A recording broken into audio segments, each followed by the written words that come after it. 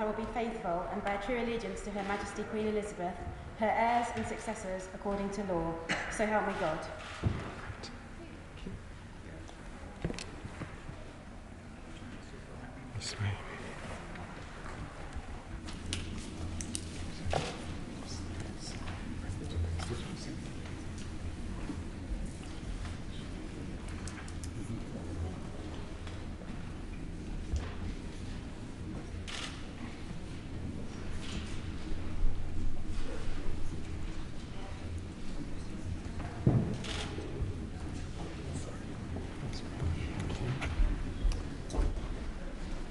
Helen Morgan, member for North Shropshire South. Welcome to that, and I'm sure you'll enjoy it, but make the most of it. You know where I am, as I said earlier, look after yourself. Welcome. Thank you. Where is he? He's sat down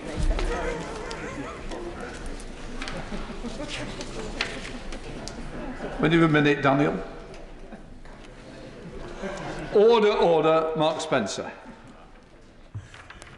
Thank you, Mr. Speaker. I beg to move that Mr. Speaker do issue his warrant to the Clerk of the Crown to make out a new writ for the electing of a member to serve in this present Parliament for the borough constituency of Southend West in the room of Sir David Anthony Andrew Amos, deceased. The question is that I do issue my warrant to the Clerk of the Crown to make out a new writ for the electing of the member to serve in the present Parliament for the borough constituency of Southend West in the room of Sir David Anthony Andrew Amos, deceased. As many of that opinion say aye. Aye. I think the ayes have it. The ayes have it. Right, let us come to questions to the Secretary of State for Wales. We start with Sir Tony Lloyd.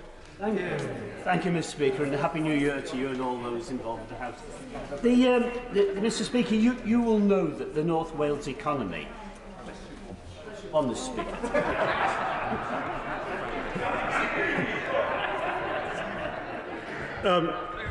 Mr. Speaker, thank you. Could I start by wishing you and, of course, House staff and House members a very happy 2022, and also taking the opportunity to acknowledge some fantastic news for Welsh sheep farmers. As many in this House will be aware, the US ban on the import of UK lamb has been lifted as of the 3rd of January, and this brings Welsh farmers one step closer to putting their first-class lamb in front of over 300 million US consumers for the first time in 20 years. With permission, Mr. Speaker, I will answer questions 1 and 9 together. Over £340 million has been provided for enhancements of Welsh Rail, including investing in the Core Valley Line's Cardiff Central Station and the electrification of the Severn Tunnel. And you've grouped the two questions? Yes. Great. Sir Tony Lloyd. Thank you, Mr. Speaker. You will know, Mr. Speaker, that the North Wales economy is massively integrated with the economy of the North West. We've been promised, although it's very slow in coming, the Northern Powerhouse because of the very poor infrastructure, very poor journey times across the north of England. Why have Welsh ministers not demanded that North Wales is included in that Northern Powerhouse structure? Why are Welsh ministers letting North Wales down so badly? Thank you, Mr. Speaker. Well, I would disagree with his comments about that. We, as he knows, introduced the Union Connectivity Review. The proposals of that have just been published. We're working through those as we speak. We've spent a huge amount of money both on road and rail infrastructure throughout Wales and the rest of the Union, for that matter. So I think he shouldn't really take such a gloomy view of things. And I absolutely endorse his comments, however, around the fact that North Wales and the northwest of England, and indeed the rest of the UK, are integrated economies, and we need to look at them holistically. Garande. Blwyddyn newydd dda, Mr. Speaker. Happy New Year. The Secretary of State knows that HS2 will in fact halve the time it takes to get from London to Manchester, from 2 hours 10 to 1 hour 10, but it'll still be 3 hours to get to Manchester. So will he be taking forward the Welsh Affairs Select Committee's proposal to give Wales its fair share of HS2 funding on the same basis as Scotland, that would give us an extra £4.6 billion for levelling up, net zero, and connecting with the Union? And will he meet with me and Professor Mark Barry in order to help prepare to make the case to Treasury to take this forward? Well, Mr. Speaker, I'm always happy to meet with the honourable gentleman. He's nothing if not persistent and consistent in his campaigning. But I should remind him, as I suspect I don't need to, of the significant rail funding that has already come into Wales. But if it helps, I'm always keen to look at new innovative ways which will encourage investment and create jobs. Very happy to do that. Can I welcome the Shadow Secretary of State, Jo Stevens, to a new position? And can I wish... Thank you for what she did previously. Thank you, Mr Speaker. Happy New Year to you. And if I may, blwyddyn newydd dda I chi I gyd. Happy New Year to all.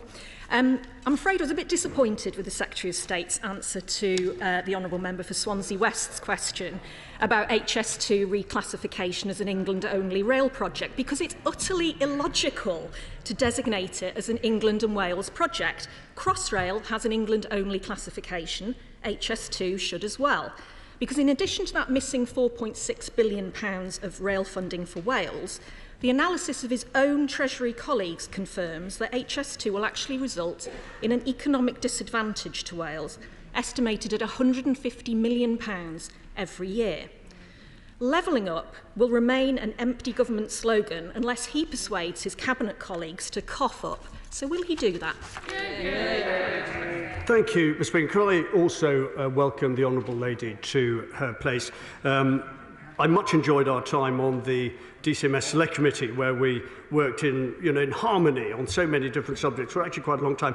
And I was hoping that we might be able to continue that habit across the dispatch box. And things are starting quite well, I think. But however, anyway, I'm very grateful for the Honourable Lady's question. Look forward to further discussions on this. I would just point out in rail funding, there's been over £340 million worth of it so far. 125 million Core Valley lines, 58 million to Cardiff Central Station, etc., etc. I can go through the list, but I think the Speaker would probably stop me. But I think this constant refrain and going over the old ground about actually whether HS2 has any benefits for Wales is a slightly overused cliche now. We all know that there is significant benefits, direct and indirect benefits to Wales from the HS2 project, and that will continue to be the case. Jo Stevens.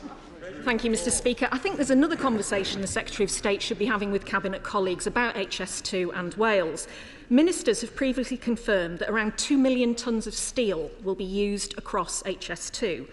But not only is the government, and I'm going to upset him again by mentioning that £4.6 billion figure, cutting that from Wales, the Transport Minister has just confirmed that there's no target for the use of UK or Welsh steel on HS2 construction.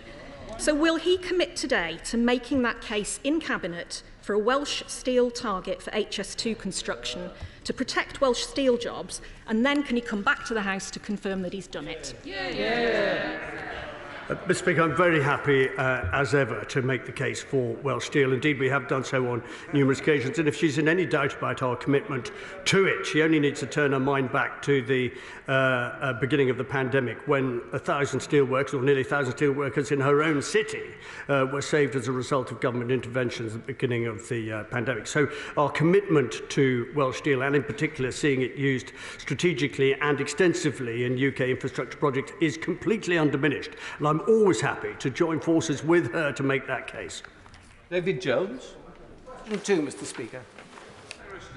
Thank you, Mr Speaker. We recently opened the Contracts for Difference Renewable Energy Support Scheme with £285 million per year available for projects in Wales, Scotland and England. Nuclear will also play an important role as a low-carbon source of electricity, and we continue to explore how we might support a nuclear project at Wilver. David Jones. Thank you, Mr Speaker. If we're to achieve net zero whilst maintaining economic growth, we need more large-scale, low-carbon generating projects of the sort that is represented by the tidal lagoon, which has been proposed for Colwyn Bay in my constituency.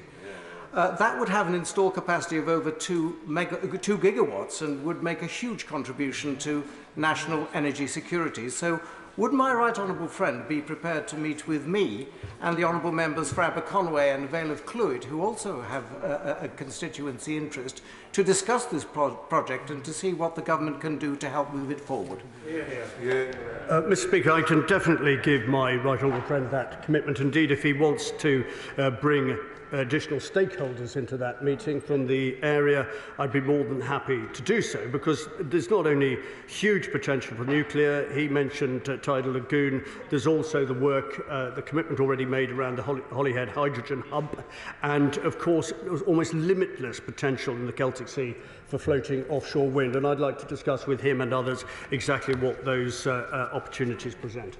Liz Saville-Roberts. With the newydd Lefarydd. Wonderful to welcome New Year. A National Trust-run hydro scheme with 8 sites in Eryri has reached its target of producing 20 million kilowatts of energy within 8 years. That's enough electricity to power 5,300 homes for 1 year. The scheme has helped local communities to develop their own community hydro schemes, but technical issues in connecting with the grid makes this no easy task. What is his government doing to upgrade the electricity grid in rural Wales to enable more such schemes? Thank you, Mr. Speaker. I know the Honourable Lady has actually raised this with me a few times before, and I think it's her point about this initiative is really well made. I'm very happy to go with her. We can talk about the particular infrastructure requirements. It has to be said that these things are not straightforward. She knows that. But if there are some sensible proposals that we can discuss with the relevant department, but also in Welsh Government who will have a role in this, then again, I'd be very happy to do that. Liz Saville-Roberts. I heard the Minister mention previously the offshore wind potential of the Celtic Sea, and of course he will know that as part of Plaid Cymru's cooperation agreement with Welsh Government, both parties agree that further powers are needed to support our path to net zero, specifically the management of Crown Estate and its assets in Wales. 2 months ago, Minister Davies said he would look with interest at my Crown Estate devolution to Wales bill. Given that there's now a clear majority in the Senedd to support this principle for Wales to have the same powers, remember, regarding the Crown Estate of Scotland, will he also support my bill to ensure that profits from offshore wind go to the people of Wales? Mr. Speaker, I know the Minister was very disappointed not to be here to answer this question in person. He's diligently following Welsh Government regulations as far as COVID isolation is concerned and sends his apologies. All of that said, I do think that the relationship the Crown Estate enjoys with UK Government and Welsh Government and stakeholders is one which is actually working very well. I don't think there is any public interest or appetite for altering the terms of that arrangement. And frankly, it is a case if it ain't broke, don't fix it. But as I say, I'm always happy to listen to the Honourable Lady's arguments. Fair Jones. Thank you, Mr. Speaker. Blwyddyn newydd dda. Number 3, please. Thank you, Mr. Speaker. Booster vaccinations are absolutely critical in strengthening our defences. That's why I and the Secretary of State for Defence have made an additional 98 Armed Forces personnel available to support the vaccination programme in Wales and have confirmed an additional £270 million, which Welsh Government can spend in advance of budgets being finalised at supplementary benefit. Jones. Thank you. The personnel which the Secretary of State has mentioned have been brilliantly organised from Army HQ Wales, which is based in Brecon Barracks in my constituency. And I want to put on record again my thanks that plans to close the barracks have been scrapped. 3 times the Army has been brought in to help us in Wales, most recently during the booster programme. And that we have a military assistance programme ready to support us in times of need is a strength of our union. So will the Minister continue to liaise with the Welsh Government to ensure they have all they need to manage the pandemic? Absolutely, Mr. Speaker. My honourable friend is right, and I can't begin to tell the House how many times I've met members of the public in the last few months who have been filled with confidence and pride when they've arrived at a vaccination centre or a testing centre to see representatives of the armed forces there to greet them and look after them through that often quite difficult process. So the comments that she makes are well received and will be, I know, by the number of servicemen in her own area. So the answer to the question is emphatically yes, and I hope at the same time I can comment on the fact that the Welsh footprint, the number of MOD personnel in Wales, has now increased as a result of recent MOD announcements, and that of course will make this job that much easier. Shadow Minister Gerald Jones. Thank you, Mr. Speaker. Over 75% of eligible adults in Wales have already had their booster, thanks in no small part to the fact that the Welsh Government has earned the respect and trust of the people of Wales due to the clear and consistent messaging throughout the pandemic. So, could I ask the Secretary of State, what lessons does he think the Prime Minister and his government could learn from the example set by the Labour Government in Wales? Mr. Speaker, it's a slightly cheap shot, especially in a week where it seems under Welsh Government guidelines that it's all right to go to a pub but not to your office. You can watch the rugby from the clubhouse, but you can't watch it from the touchline. You can go to a gym, but you can't partake in an outdoor activity like park run. A huge number of mystifying and contradictory positions. But let's put, he goaded me into that. I have to say that the vaccine programme has to be one of the best examples ever of cooperation between governments, not competition between governments. That's been absolutely essential, and it has been done with good spirit, professionalism, and it's been an enormous success. Owen Thompson. Mr. Speaker. Aye. Thank you, Mr. Speaker. With your permission, I will answer questions 4 and 8 together. I'm pleased the Welsh Government has followed the lead of UK Government actions in offering business rate relief to support the hospitality sector. UK Government has supported Welsh businesses through £2.4 billion of coronavirus-related loans, £3.5 billion self-employment support scheme and other measures. Owen Thompson. Thank you, Mr. Speaker. Now, the Federation of Small Businesses warned only a quarter of their members are ready for the new Brexit import controls, and many will simply abandon trading with the EU if they're not able to receive support. What plans does this government have to support businesses in Wales and in the other countries of the United Kingdom to bear the costs of its failed Brexit policy?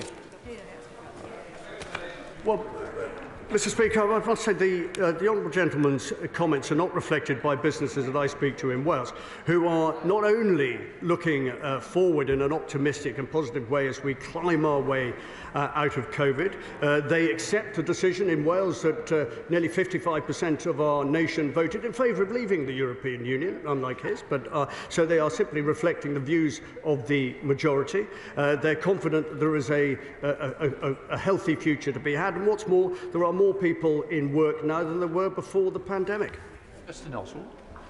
Thank you, Mr. Speaker. With the Prime Minister promising to take advantage of the freedoms of Brexit, further divergence with EU standards and rules appears likely, but that will amplify trade disruption and increase costs for businesses. So can the Minister explain exactly how trade disruptions and barriers are advantageous to businesses, and whether the UK Government will provide any support to ameliorate the costs of these benefits?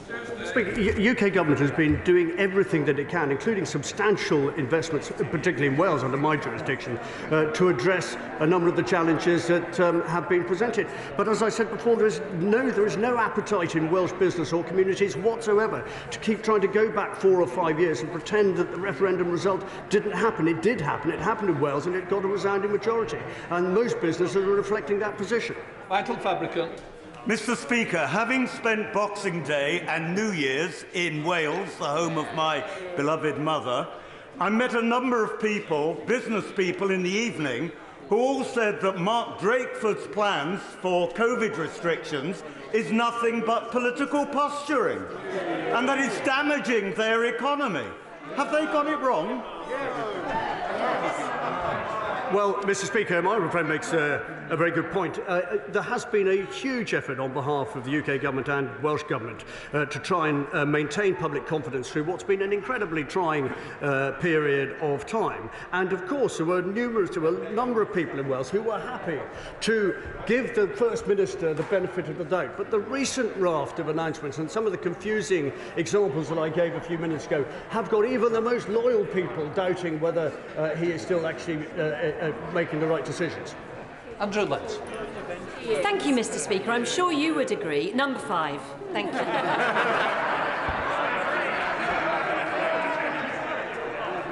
Thank you, Mr. Speaker. Wales is a strong believer in the Union, with 3 in 4 voters opting for Unionist parties in the recent 2021 Senedd elections. Overwhelming majority of people in Wales are passionate about their national identity and proud supporters of the Union. The two things are not exclusive. Andrew Letts. Mr. Speaker, I'm sure you would still agree that park runs are fantastic for people's physical and emotional health. And I'm sure you enjoyed many of them yourself over the Christmas recess. But does my right honourable friend agree that the Welsh Government's decision to prevent people from taking part in park runs, not just Welsh citizens but also those who took part in Welsh park runs from the English side, was significantly detrimentally affected by such a bonkers decision?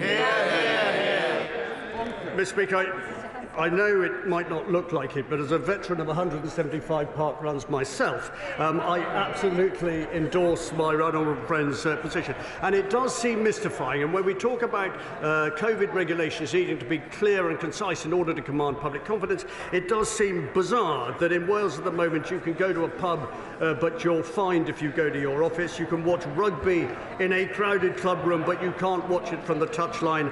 And that you can go to a gym or have a gym session in your own property, but you cannot go and do park run, which is known to have enormous health and mental health benefits. Stephen Kinnett. Please, sir. Thank you, Mr. Speaker. Contingency planning for Baglin and support for businesses once the official receivers carried out their duties is the responsibility of the Welsh Government. Along with the business sector, I will continue to work closely with the Welsh Government to support this work. Stephen Kinnett. Thank you, sir. Mr. Speaker, in just 9 days' time, the supply of power to Baglin Energy Park is going to be cut off by the official receiver. This will not only leave businesses in the area in a completely untenable position, the power supply also feeds the wastewater pumps at the energy park, which could have a massive and catastrophic effect on businesses and homes in the area. The UK government is in a position to work with the official receiver to keep this power supply on. Will the Secretary of State engage with the official receiver and with his colleague, the Business Secretary, to avert potential catastrophe for my constituents and businesses on the Baglin Energy Park? Mr. Speaker, the honourable member makes a very good point, and he's and I have been following this saga closely, and I will tell him the exact position, if he'll forgive me here. The UK Government providing funding indemnity to the official receiver on the 24th of March 2021 to enable him to carry out their duties as liquidator of Baglin Group. The official receiver has temporarily maintained power to Baglin Energy Park whilst developing their plan to disclaim the site. Fletcher. Question number 7, Mr. Speaker. Thank you, Mr. Speaker. Effective and resilient cross-border transport links are vital for levelling up every part of Wales and the rest of the UK. This is why we commissioned Sir Peter Hendy to lead the Union Connectivity Review, which notably recognised the importance of the North and South Wales transport corridors. Fletcher. Thank the Minister for that answer. He will know that there are certain roads in the UK, such as the M4 and the A55 in North Wales, that connect our great union and are therefore the property of that whole union. Does my right honourable friend agree with me that these roads should be treated as pan-UK roads and overseen in a similar way to which the European Union oversaw the Trans-European Network Scheme? Well, my friend makes a very good point, and he will have heard me on many occasions refer to the M4 as a vital asset that actually joins the European mainland with the Republic of Ireland. It is not just a Welsh road, it's a UK and wider economic significance and plays a very strategic role in that. So that combined with the slightly mysterious position Welsh Government have adopted on a moratorium on road building leads me to the conclusion that he has reached, that there are better ways of looking to maintain and improve a UK-wide network, including the roads which are actually exclusively in Wales. Judge Select Commissioner Crum. 10, please. Thank you, Mr. Speaker. UK Government has worked closely with the Welsh Government throughout the pandemic. We continue to do so in tackling the Omicron variant, and ministers in both governments are in regular discussions. Stephen Grant. Thank you, Mr. Speaker. I thank my right honourable friend for that answer. As we've been hearing, with Welsh Labour Government ministers now bringing in fines to try to stop people from going to their workplaces, with the crazy decision to prohibit park runs at this time, and with the Welsh hospitality sector effectively under lockdown through New Year, does my right honourable friend share my deep concern that yet again it's Wales that faces the most burdensome and most intrusive restrictions of any part of the United Kingdom? And does he agree with me that these measures are driven more by fear and pessimism than by good science? my right honourable friend and neighbour makes a good point. I mean, I might have found myself here disagreeing with him if it could be demonstrated that somehow the results in Wales of COVID control were in some way better than they are in the rest of the UK, but they are not. So he makes a very good point, and I think it is absurd that in his own town of Haverfordwest a popular park run cannot take place. People cannot watch rugby from the touchline, but they can cram into a club room in order to do it. That's nonsense, and it's throttling recovery and it's throttling economic activity. Question 11, sir. Thank you, Mr. Speaker. The Union Connectivity Review recommended a multimodal review of the North Wales transport corridor, including the A55 in the North Wales mainland. We are considering this and the other recommendations in the review. Rob Roberts. Thank you, Mr. Speaker. After we received the Union Connectivity Review 5 months later than scheduled, could my right honourable friend indicate when the recommendations of the review will be implemented, and will he throw the weight of his office behind a new station in Greenfield, which has already been established as vital to connectivity in the region? Thank you, Mr. The honourable member raises a good point. We haven't got a precise date as yet, other than to say that there is some imminence to it. And I would ask him actually also to bear in mind that thanks to interventions and recommendations by the Treasury, there are other funding models available too. So don't overlook the work that he can do with his local authority around things like the Levelling Up Fund and the Shared Prosperity Fund in the future. Order. Before we come to Prime Minister's questions,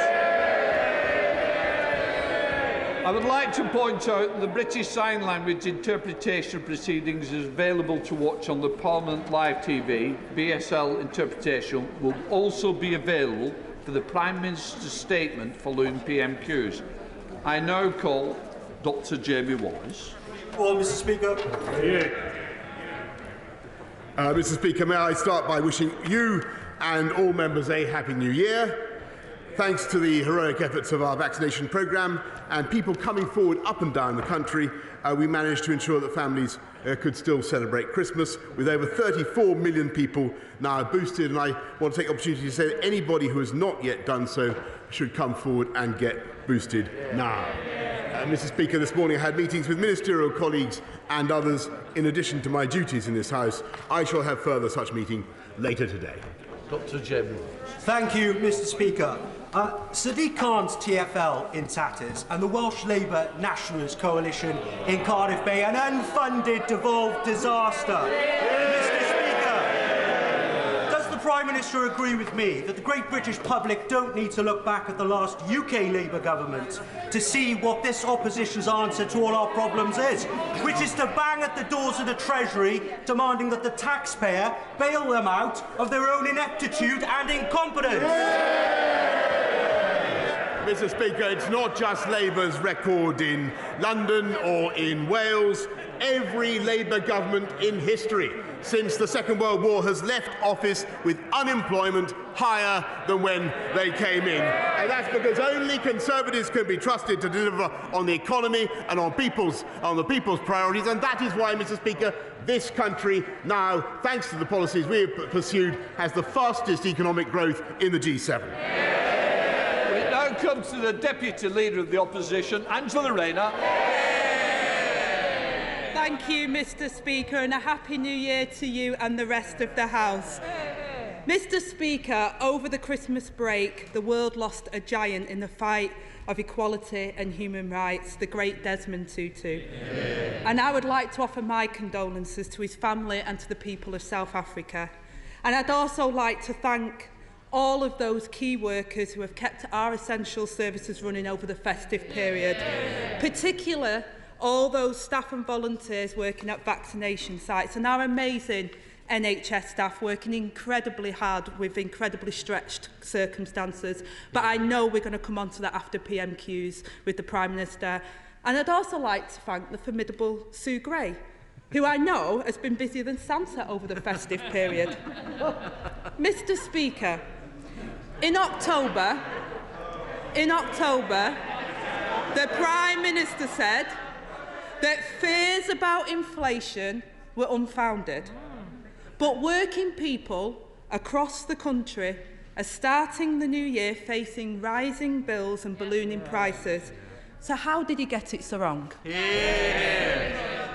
Well, Mr. Speaker, what the government has been, and of course I said no such thing because inflation is always something that we have to be careful about. But what we are doing, Mr. Speaker, is making sure that we protect the people of this country throughout what is unquestionably going to be a difficult period, and that's why we are ensuring that we've lifted the living wage by record sums, Mr. Speaker. We make sure people have cold weather payments, making sure that they have the warm homes discount, all the other protections, the £500 million fund that we put in to help local councils look after people through what will be a difficult period. But the most important thing we can do to look after people during this very difficult time, Mr. Speaker, is to ensure that we take the balanced and proportionate approach that we are, to ensure that we're able to keep our country and our society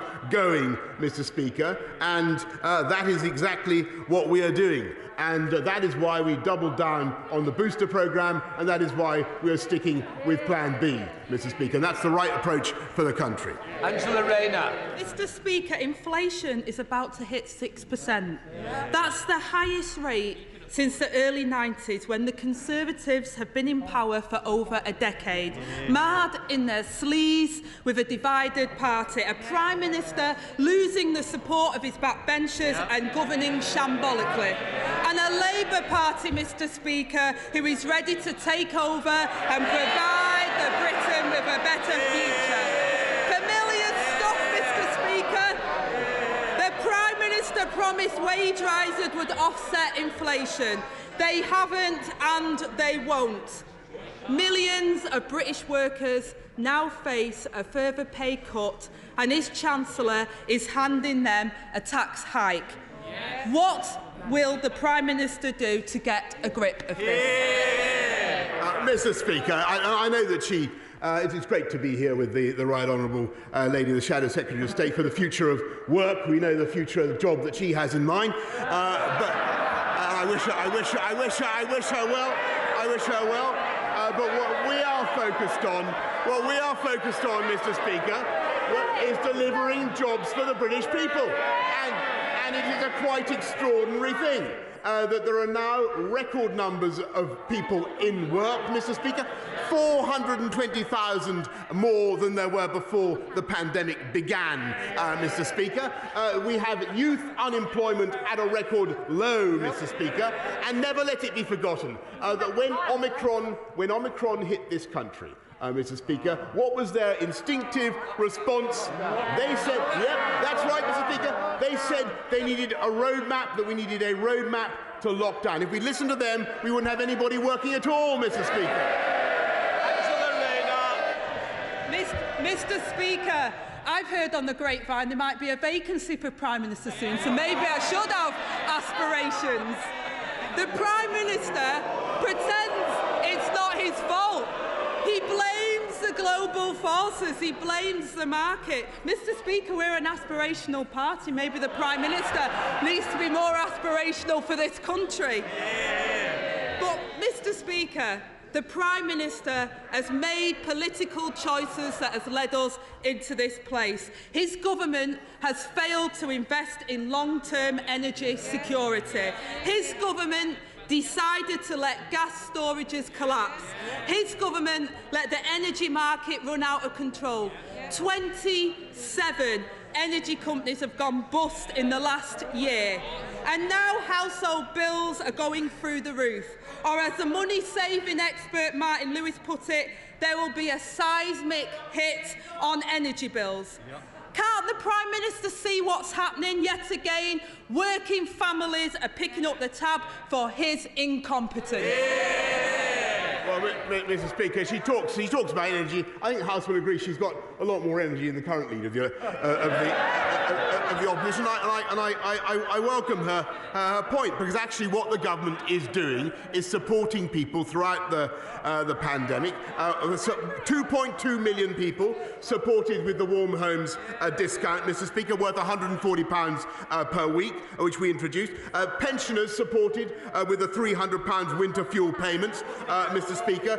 Cold cold weather payments worth £25 a week for 4 million people up and down the country, Mr. Speaker. That is what we are doing, Mr. Speaker, and that is on top of everything we're doing to support people on low incomes, cutting taxes for those on universal credit, increasing the living wage, £1,000 more for everybody on the living wage, up record sums. And Mr. Speaker, let me just remind the House of the fundamental difference between that party and this government. They would have kept us in lockdown in July, Mr. Speaker. When Omicron hit, they were calling for further restrictions. That's right, Mr. Speaker. We've been able to keep this country moving and keep the economy growing and keep the money coming into people's pockets, Mr. Speaker. Mr. Speaker, I'll tell you what this Prime Minister is doing. He's increasing taxes to the hard-working people of this country. That's what he's doing. That's what he didn't promise in his manifesto, but that's what he's doing to the people. And I quote, Mr. Speaker, the poorest households spend 3 times more on their income on household energy bills than the richest households spend. VAT on energy bills makes gas and electricity more expensive. Not my words, Mr. Speaker, but the words of the Prime Minister himself. When energy bills are going to be hiked again in April, any decent government would find a way to help British families. Even the Tory backbenchers have finally accepted Labour's call to cut VAT on energy bills. So will he finally stand up to his Chancellor and do the same? Mr. Speaker, let me remind, because she wasn't obviously listening to the previous answer, let me remind her the Warm Homes discount already, 2.2 million people supported to the tune of £140 a week. Pensioners supported with £300 through the winter fuel payment. The cold weather payments for 4 million people, and they now have the effrontery, Mr. Speaker, having campaigned, and she did too, I think, didn't she? I think. Oh yes, she campaigned to remain in the EU. Oh yes, she did. They now have the barefaced cheek to come to this House of Commons and say that they want to cut VAT on fuel, when everybody knows, and he did too, Mr. Speaker, everybody knows full well it would be absolutely impossible if they were to do what Labour would do and go back into the EU, remain aligned with the EU single market. That is the objective of the Labour Party. They can't be trusted on Brexit, Mr. Speaker, and they can't be trusted on the economy. So, Prime Minister, how's it going? Are you okay? The Prime Minister and his Chancellor have presided over economic mismanagement, low growth and neglect of our public services. And their resolution to fix this, whacking more taxes on working people. Combine the tax rise with soaring energy prices, and the average family faces a hit of £1,200. This is an iceberg, Mr. Speaker, right ahead. So will he finally stop and change course? Order. We started the new year not in the way we left the last one. You did give me an assurance we were going to try and calm down. So if we can, it will be helpful. Angela Rayner. Mr. Speaker, £1,200 hit right away. So will he finally stop and change course, or will he plough on towards what will be a disaster for thousands of families? Mr. Speaker, as a direct result of what we've already done on universal credit, a single mother with 2 kids is £1,200 better off, Mr. Speaker, as a result of what we've done with the living wage, Mr. Speaker, introduced by this Conservative government. They never let it be forgotten. Everybody on the living wage has seen another £1,000 in their income every year, Mr. Speaker. But that's not the point. The fundamental, and we will continue to look after people throughout the pandemic. But the fundamental point is that because of the steps the government has taken because of the tough decisions we've taken, because of the balanced and the proportionate approach that we've taken to COVID. We've been able to keep this country open, keep our economy moving, more open than any other comparable economy in Europe. And they know it, Mr. Speaker, and they opposed it every step of the way. And that's why people are seeing increases in employment and increases in their pay packets as well. Rayner. Mr. Speaker, this Prime Minister always gives with one hand and takes away with the other. Under this Prime Minister, the country is worse off. Prices for everyday goods are soaring out of control. Hard-earned savings will be hit, and the wages of working people won't go as far. Inflation isn't an economic theory, it has serious consequences for people's lives. We need serious solutions, Mr. Speaker, to stop people falling into poverty or debt. Instead, Mr. Speaker, we have this Prime Minister and his incompetent leadership. And every time we are faced with a challenge, he denies there's a problem. He tries to laugh it off. He looks for someone else to blame. So can I suggest to the Prime Minister, it's not about brushing your hair, it's about brushing up on your act. Does he accept his incompetence is taking our country backwards and costing our country dear? No, Mr. Speaker. What I tell the House and tell the country is that Labour incompetence has ruined this country time and time again, and there has never been a Labour government that has left office with unemployment lower than when they came in. And what is her answer, Mr. Speaker, to the energy crisis? It is to nationalise our energy. It was, in fact, Labour's failure to invest in supply over a decade or more that reduced our ability to have cheaper, cleaner energy, Mr. Speaker. We are rectifying that. We're taking the tough decisions that this country needs for the long term. And it's because we've taken those tough decisions, Mr. Speaker, because we've taken the balanced and proportionate approach that we have, that they opposed every step of the way, that we have youth unemployment at a record low. We have 420,000 more people in jobs now than there were before the pandemic began. And, Mr. Speaker, we not only have the most open society and economy in Europe, but we also have the fastest economic growth in the G7. Completely contrary to what she has just said, Mr. Speaker. And that is because of our stable, balanced and proportionate approach. And when never let it be forgotten, when Omicron presented itself, what did they go for? They reached for the lever of more restrictions. They said lockdown, Mr. Speaker. We said boosters. They carp from the sidelines. We get on with the job.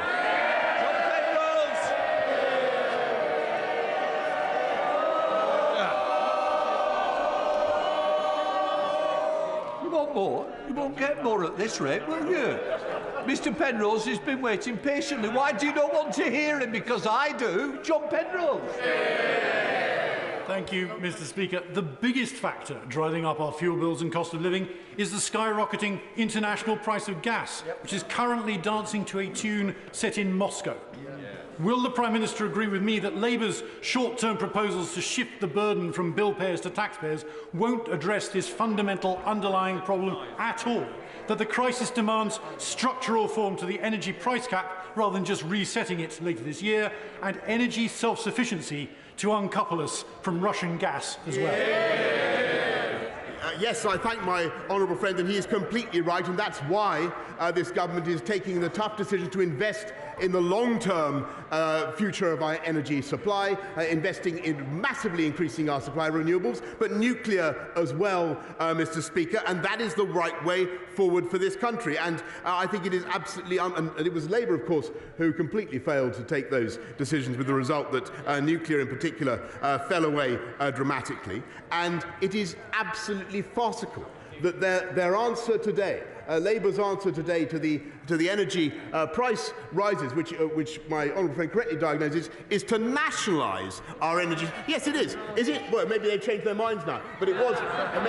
Maybe they've had a second. Maybe they've had a third. But their answer was to nationalise our energy sector and to send bills even higher, and that is not the way forward. Leader of the SNP, Ian Blackford. Thank you, Mr. Speaker. Can I wish you, colleagues and all staff, a good new year? Mr. Speaker, over the last few weeks, serious warnings have grown over the Tory cost of living crisis, which will hit the majority of families over the coming months. New research from the Resolution Foundation has found that, on average, that families will be £1,200 worse off from April as a result of Tory cuts, tax hikes and soaring energy bills. Now, for members of the Tory government, £1,200 might not seem very much. For the Foreign Secretary, it is just another taxpayer-funded lunch in Mayfair.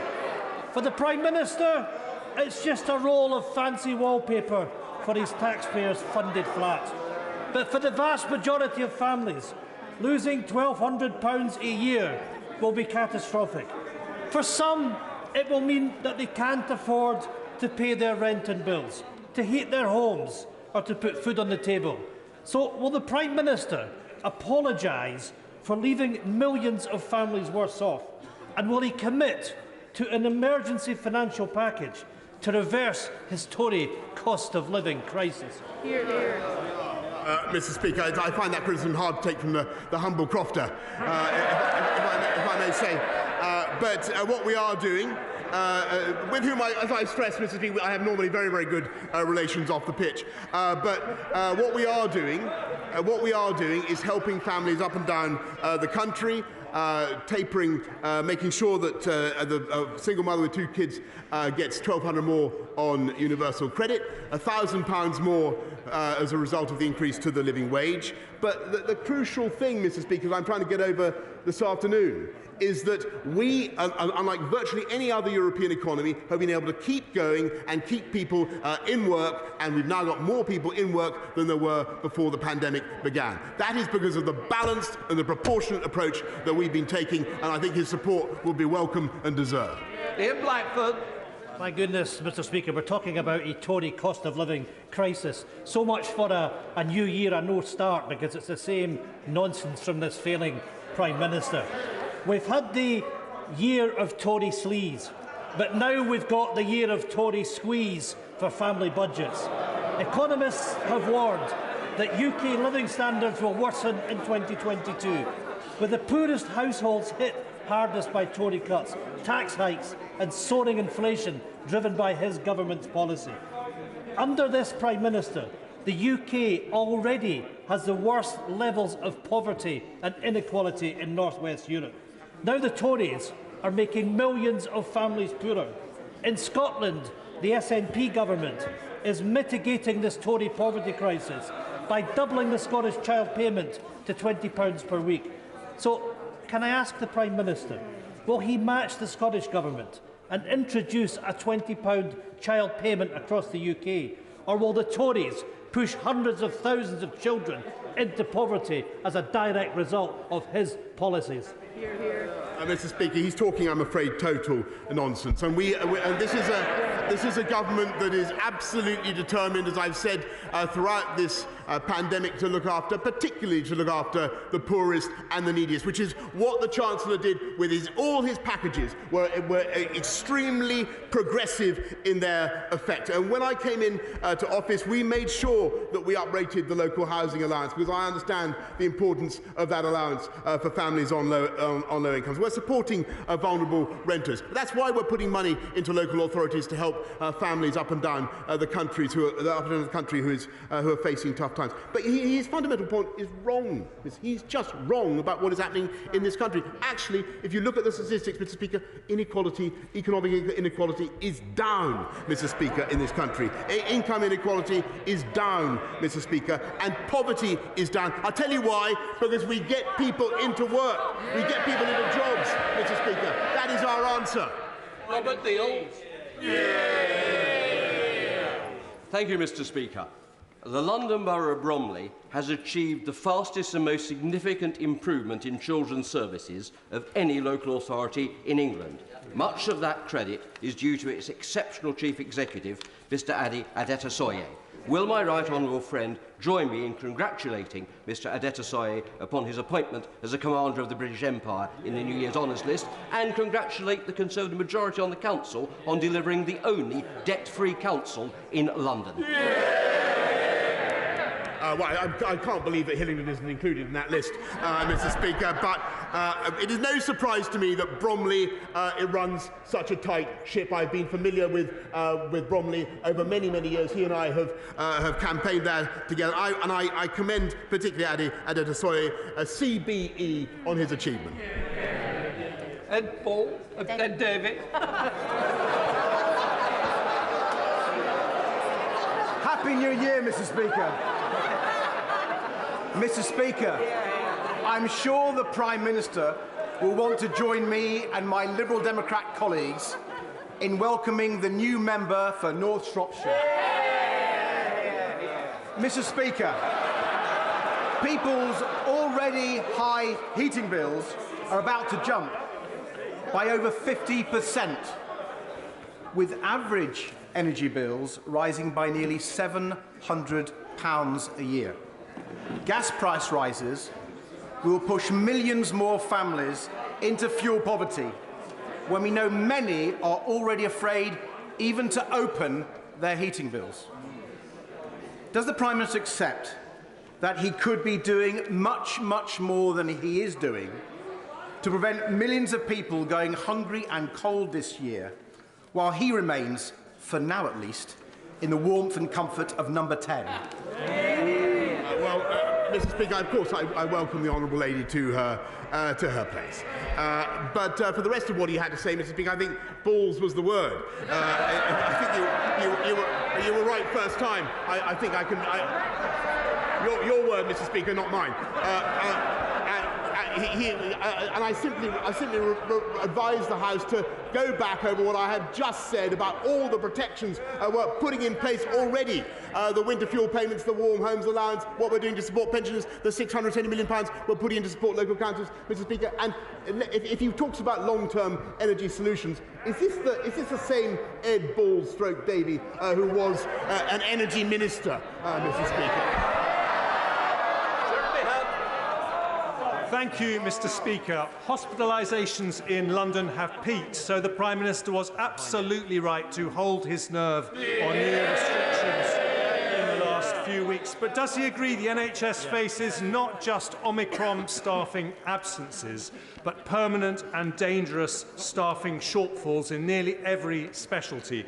And will he end the cycle whereby those shortfalls continually threaten not just patient care, but sometimes even our freedoms, by overhauling workforce planning, by backing Baroness Cumberledge's amendment to the Health Bill in the House of Lords, having a word with his neighbour in Downing Street, and making 2022 the year we finally solve this problem?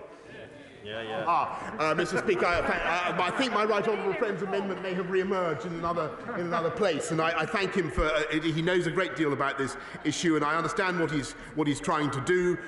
We are taking, for the time being, a different approach, which is record numbers of people working in our NHS, more than ever before. 5,000 more doctors this year than last year, 10,000 more nurses, Mr Speaker. That is thanks to the investment that this House voted through and that opposition unbelievably opposed. Isabel Roberts.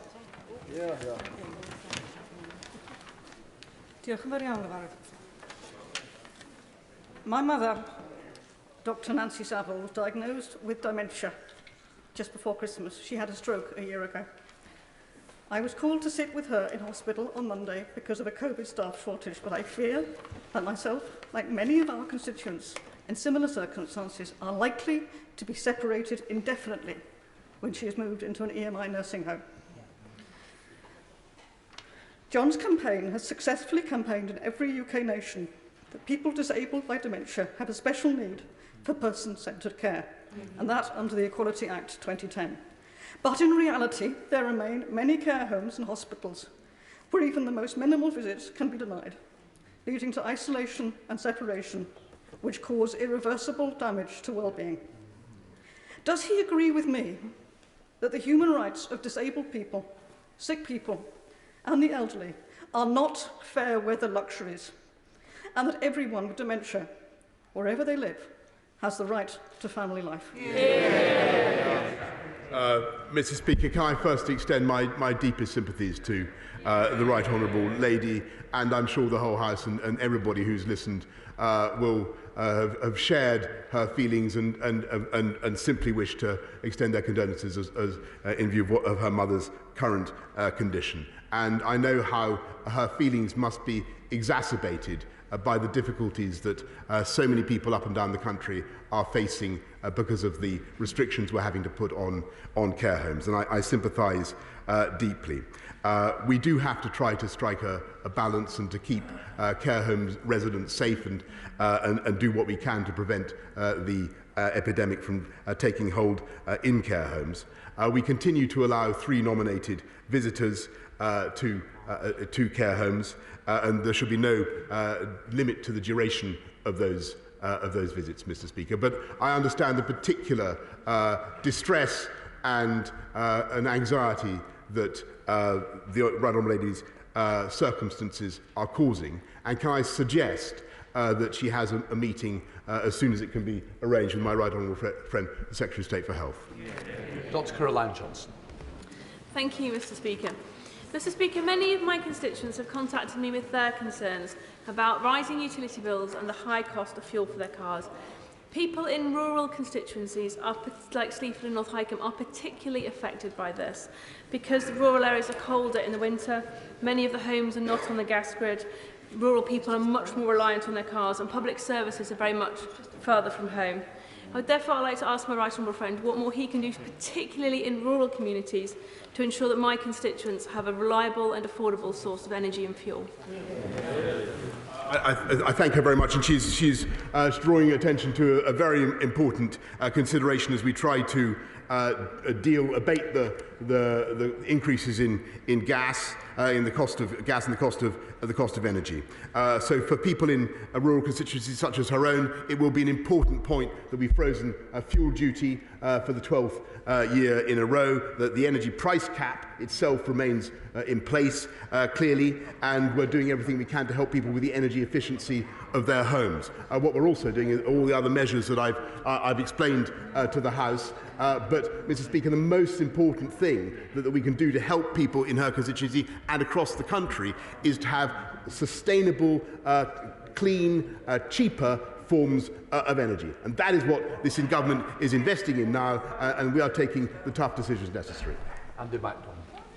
Thank you, Mr. Speaker. Statutory sick pay is worth £3 a week less in real terms compared with the start of the pandemic, and millions of workers are being forced to choose between isolating and putting food on the table. In Germany, 100% of workers' salaries are covered by sick pay, whereas in the UK it is a pitiful 19%. So I asked the Prime Minister if he thought earning £250,000 from his second job was chicken feed. How on earth does he expect working people to survive on £96 a week when they get sick? And if he agrees that many lives and livelihoods could be saved by increasing sick pay, will he commit here and now to raising it to the level of the real living wage? Mr. Speaker, I thank the honourable gentleman. Of course, as he knows, one of the first things we did when COVID struck was to make sure that statutory sick pay was payable from day one. So it's up to 75% more generous if you need to self-isolate. And the current statutory sick pay is, of course, a minimum. More than half of employees actually get contractual sick pay from their employer. But the most important thing we can do, Mr. Speaker, is ensure that we continue to keep people in work, in jobs, and in higher wage, higher skilled jobs, and that is what we are doing. Thank you very much indeed, Mr. Speaker. Later today, I will be seeking to introduce a bill to extend auto-enrolment to pensions for everyone aged over 18, including part-time workers. That would see trillions of pounds in long-term savings, levelling up the retirements of workers, especially women, in the towns and villages of North West Durham and across the country. As the Prime Minister seeks to build back better from the global pandemic, Will he throw his weight behind these important changes that would benefit workers across our United Kingdom? Yes. Mr. Speaker, over 10 million people have been automatically enrolled into workplace pensions already. That's put another 28.4 billion into pensions, so it's a great success. But I'm sure that my honourable friend, the Secretary of State for Pensions, will be listening closely to what he is saying. Thank you, Mr. Speaker. We know the Prime Minister is happiest at Peppa Pig World, but in the real world, people in Southwark face rising energy bills, rising shopping costs, and a new Tory tax. But leaseholders also face huge costs for fire safety works post-Grenfell required by his government. So will the Prime Minister try and keep just one promise in 2022 and protect all leaseholders from those costs? And will he back the cross-party campaign to make those works exempt from VAT to add £1 billion to the Building Safety Fund? I thank the honourable gentleman. Actually, I think what most Londoners want is protection from high-taxing Labour councils, in my experience. But what they will also get is we will deliver on our pledge to protect residents from serious fire safety risks, and also to manage the injustice that leaseholders face, Mr. Speaker. And the House can look forward to being updated shortly. Simon Felt. Thank you, Mr. Speaker. The very best of British science has been on display over the last 18 months, being responsible for the design and the manufacture of many of the vaccines that have kept us safe during this pandemic. BEIS's focus on making the UK the best place to practice life sciences and to innovate is therefore welcome, as is their cluster strategy. With that in mind, would my right honourable friend back Ulverston as being the pioneer place for the cluster strategy to be rolled out, enabling high wage and high growth jobs to be based in my constituency of Barrow and Furness? Yes, Mr. Speaker, because we're going to get on with our job of levelling up across the whole of the UK, making sure that every part of this United Kingdom shares in our ambition to be a science superpower, which is what we are and what we will be, Mr. Speaker. Ulverston has a rich history in the life sciences, and we are in regular consultation, not just officials in BEIS are in conversations with him and with officials in the sector to see what more we can do for further investments in the area. Vendrew Mitchell. Mr. Speaker, a number of people in my Stockport constituency have contacted me about the lack of NHS dentists and the prohibitive cost of private dental treatment. Just a few weeks ago, one constituent contacted me and said, "I work full-time as a mental health support worker. I'm on minimum wage and can barely afford the reduced NHS dental costs. In the past 3 months, I've had to go to the emergency dentist 3 times for the same tooth, with the infection initially getting so bad I collapsed at work. The problem is not being dealt with because you need a second appointment, which isn't classed as an emergency and thus needs your regular dentist." Does the Prime Minister agree that stories like this amount to nothing less than a national scandal? And what steps will he take to reduce the backlog of NHS dental appointments? And further, will he commit to increasing the number of NHS dentists across England? I thank him, but it goes to show why it's so important to keep this country going, Mr. Speaker, and to keep people going to the dentist, because one of the troubles we've had during lockdown, people haven't been going. 10 million unfilled fillings, I'm told, Mr. Speaker, and that's why we're putting record investment into dentistry, into the NHS. £36 billion for all their caterwauling, Mr. Speaker. They opposed that investment. Can we remedy the current flawed budgetary process whereby it's possible to build 14,000 new homes in my constituency without any commensurate increase in general practice capacity? And as we house the next generation, we must make sure that the infrastructure goes in at the same time. Yes, Mr. Speaker, and that's why and I thank him, and he's completely right. You can't build new homes without putting in the infrastructure to go with it, Mr. Speaker, and that's why we have a colossal programme of infrastructure investment, the biggest for a century, and that's why we're investing not only in more GPs, Mr. Speaker, but another £250 million into more GP practices, and they're cachinnating away as usual. They voted against that spending. Mr. Speaker, millions across the United Kingdom are facing great difficulty with their energy bills. 30% of those bills are actually driven by the government in the form of VAT and various green levies. Now that we've left the EU, Prime Minister, can we use our Brexit freedom to at least review the VAT on those bills? And given that some of the green levies are spent on madcap ideas such as subsidising Draxby Power Station to the tune of £1 billion a year to bring wood chips from America when there's fuel down the road, can we have a review of the green levy as well so that people are not forced with a burden of unsustainable fuel bills?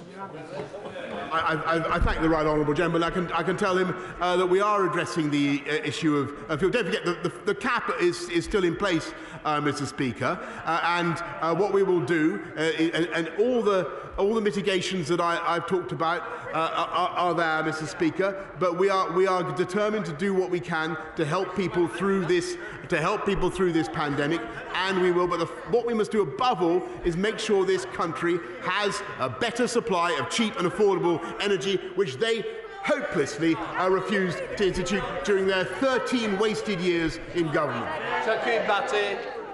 Speaker, last week my constituent Edna Constable turned 100 years old. She lived through the Second World War, and now, of course, she's living through a pandemic. Will my right honourable friend join me in wishing her a belated happy birthday? And will he pay tribute to the care workers who are taking care of her, not just in Fountain care homes, but across my constituency and across the rest of the country, who go over and above to protect the most vulnerable in our society?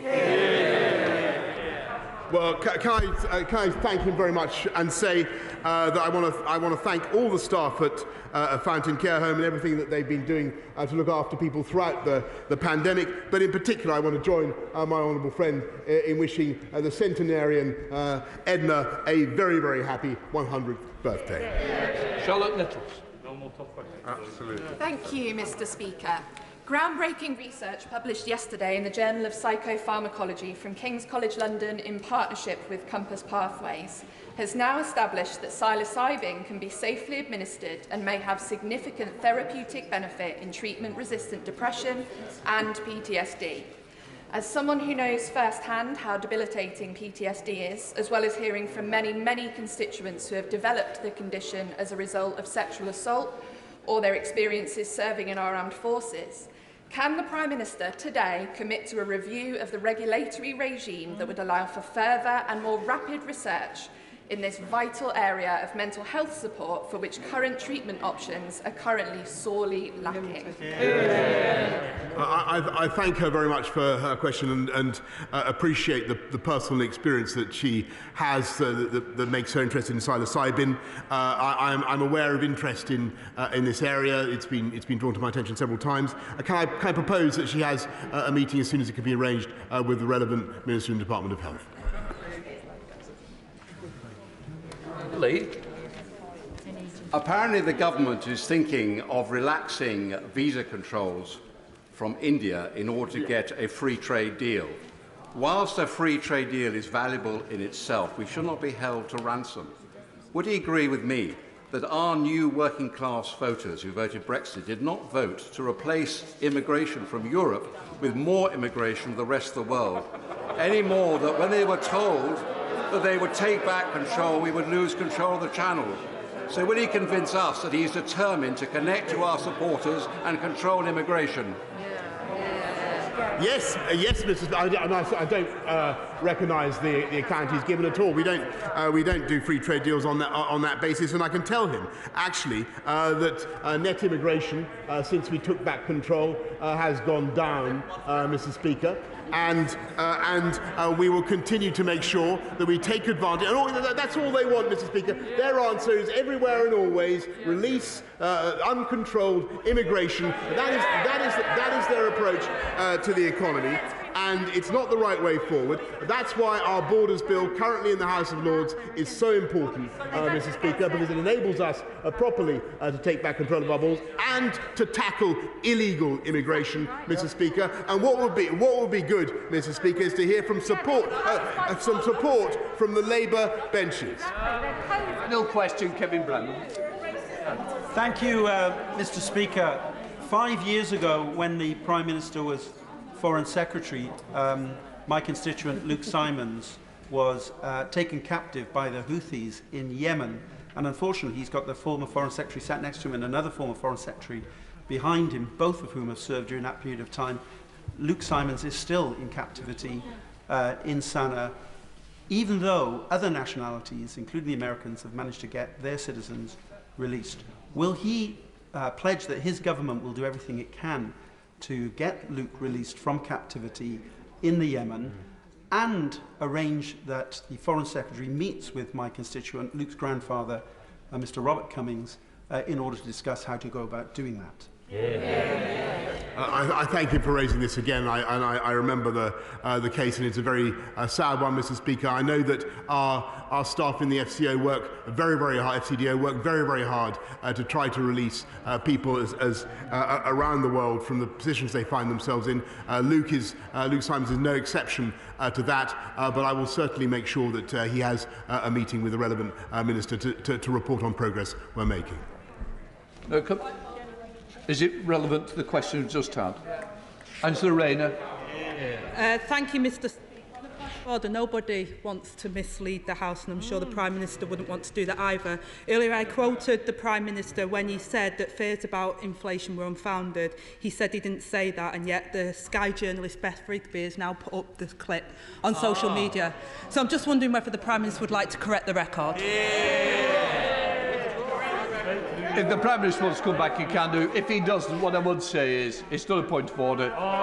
Stay there, stay, Prime Minister. Prime Minister, sit.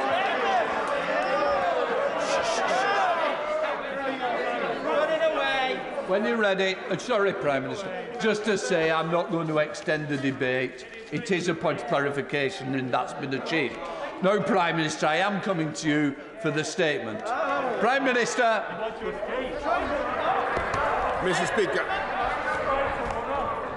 Speaker, with your permission, I'll make a statement on the Omicron variant and our measures to contain this virus, fortify our NHS and keep our country open.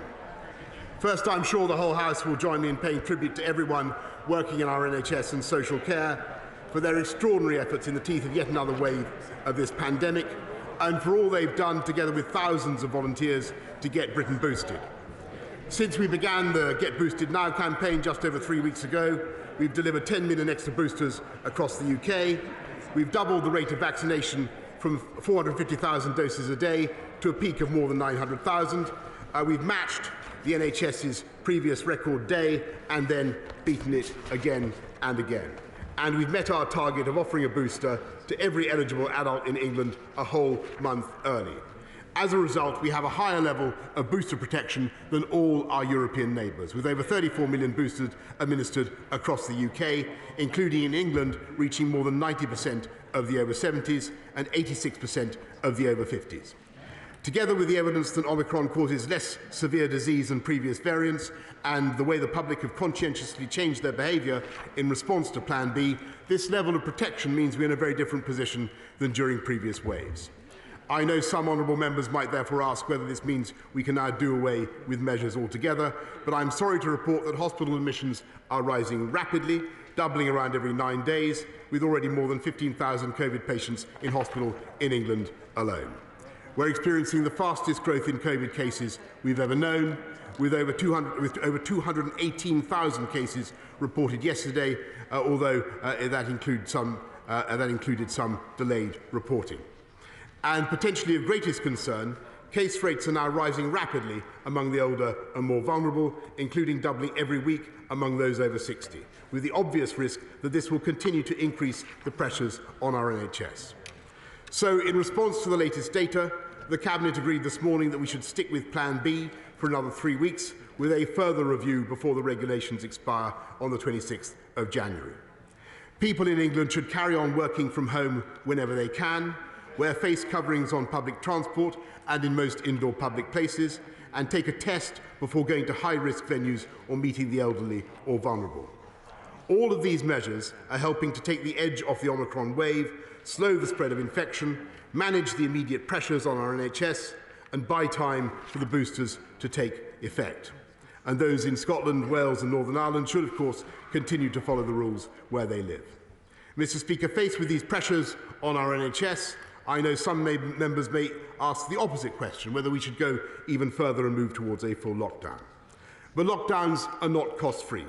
They impose a devastating toll on our physical and mental well-being, on our businesses, jobs and livelihoods, and worst of all, on the life chances of our children. So this government does not believe we need to shut down our country again. Instead, we are taking a balanced approach, using the protection of the boosters and the Plan B measures to reduce the spread of the virus, while acting to strengthen our NHS, protect critical national services and keep our supply chains open. We're building on-site Nightingale hospitals and creating 2,500 virtual beds to increase NHS capacity. We've bought more antivirals per person than anywhere else in Europe, and we're now working to identify those trusts which are most likely to need military support, so this can be prepared now. From the 10th of January, we will provide 100,000 critical workers in England with free lateral flow tests for every working day to help keep essential services running. This includes those who work on critical national infrastructure, national security, transport and food distribution and processing.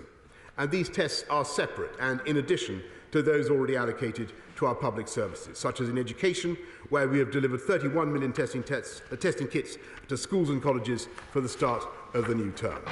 Mr. Speaker, we have the biggest testing programme in Europe, registering almost twice as many tests as France and 4 times as many as Germany. Last month alone, we distributed 300 million lateral flow devices, enabling millions of people to get tested and keep their loved ones, friends and colleagues safe in the run-up to Christmas. But thanks to the sheer size of the Omicron wave, we still need to take steps to ensure our testing capacity reaches those who need it most. So we will be suspending the need to do a PCR to confirm the result of a positive lateral flow test. From next Tuesday in England, if you test positive on a lateral flow device, you should just record that result on gov.uk and begin self-isolating. Mr. Speaker, our balanced approach also means that where specific measures are no longer serving their purpose, they will be dropped. So when the Omicron variant was first identified, we rightly introduced travel restrictions to slow its arrival in our country. But now Omicron is so prevalent, these measures are having limited impact on the growth in cases while continuing to pose significant costs to our travel industry. So I can announce that in England from 4 a.m. on Friday, we will be scrapping the pre-departure test, which discourages many from travelling for fear of being trapped overseas and incurring significant extra expense. We will also be lifting the requirement to self-isolate on arrival until receipt of a negative PCR, returning instead to the system we had in October last year, where those arriving in England will need to take a lateral flow test no later than the end of day 2, and if positive, a further PCR test to help us identify any new variants at the border. Mr. Speaker, all these measures are balanced and proportionate ways of ensuring we can live with COVID without letting our guard down.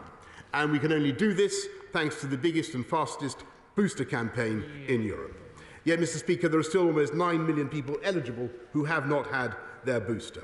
As many as 90% of those in intensive care with COVID have not had their booster, and over 60% in intensive care have not had any with COVID, have not had any vaccination at all. And there are 2 million slots available in the next week alone.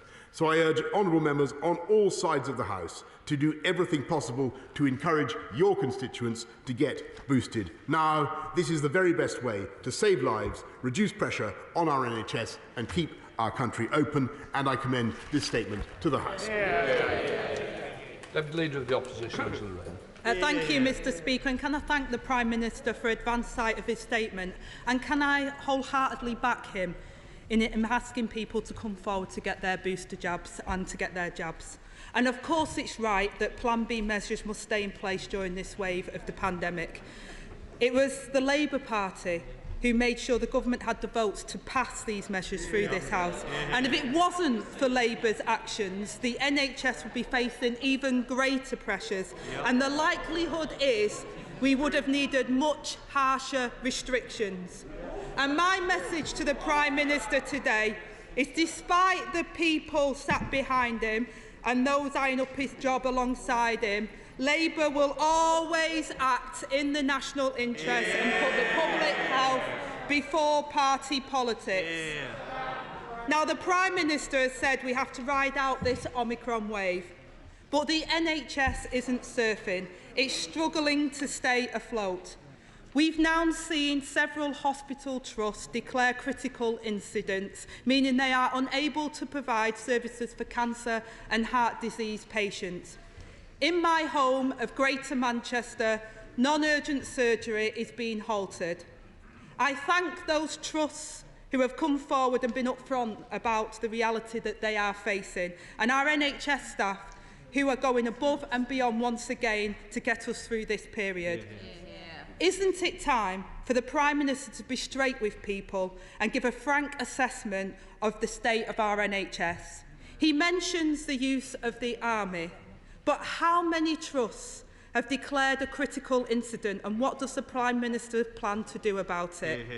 People in the North East are being told to call a cab or phone a friend if they are suffering a suspected heart attack or stroke.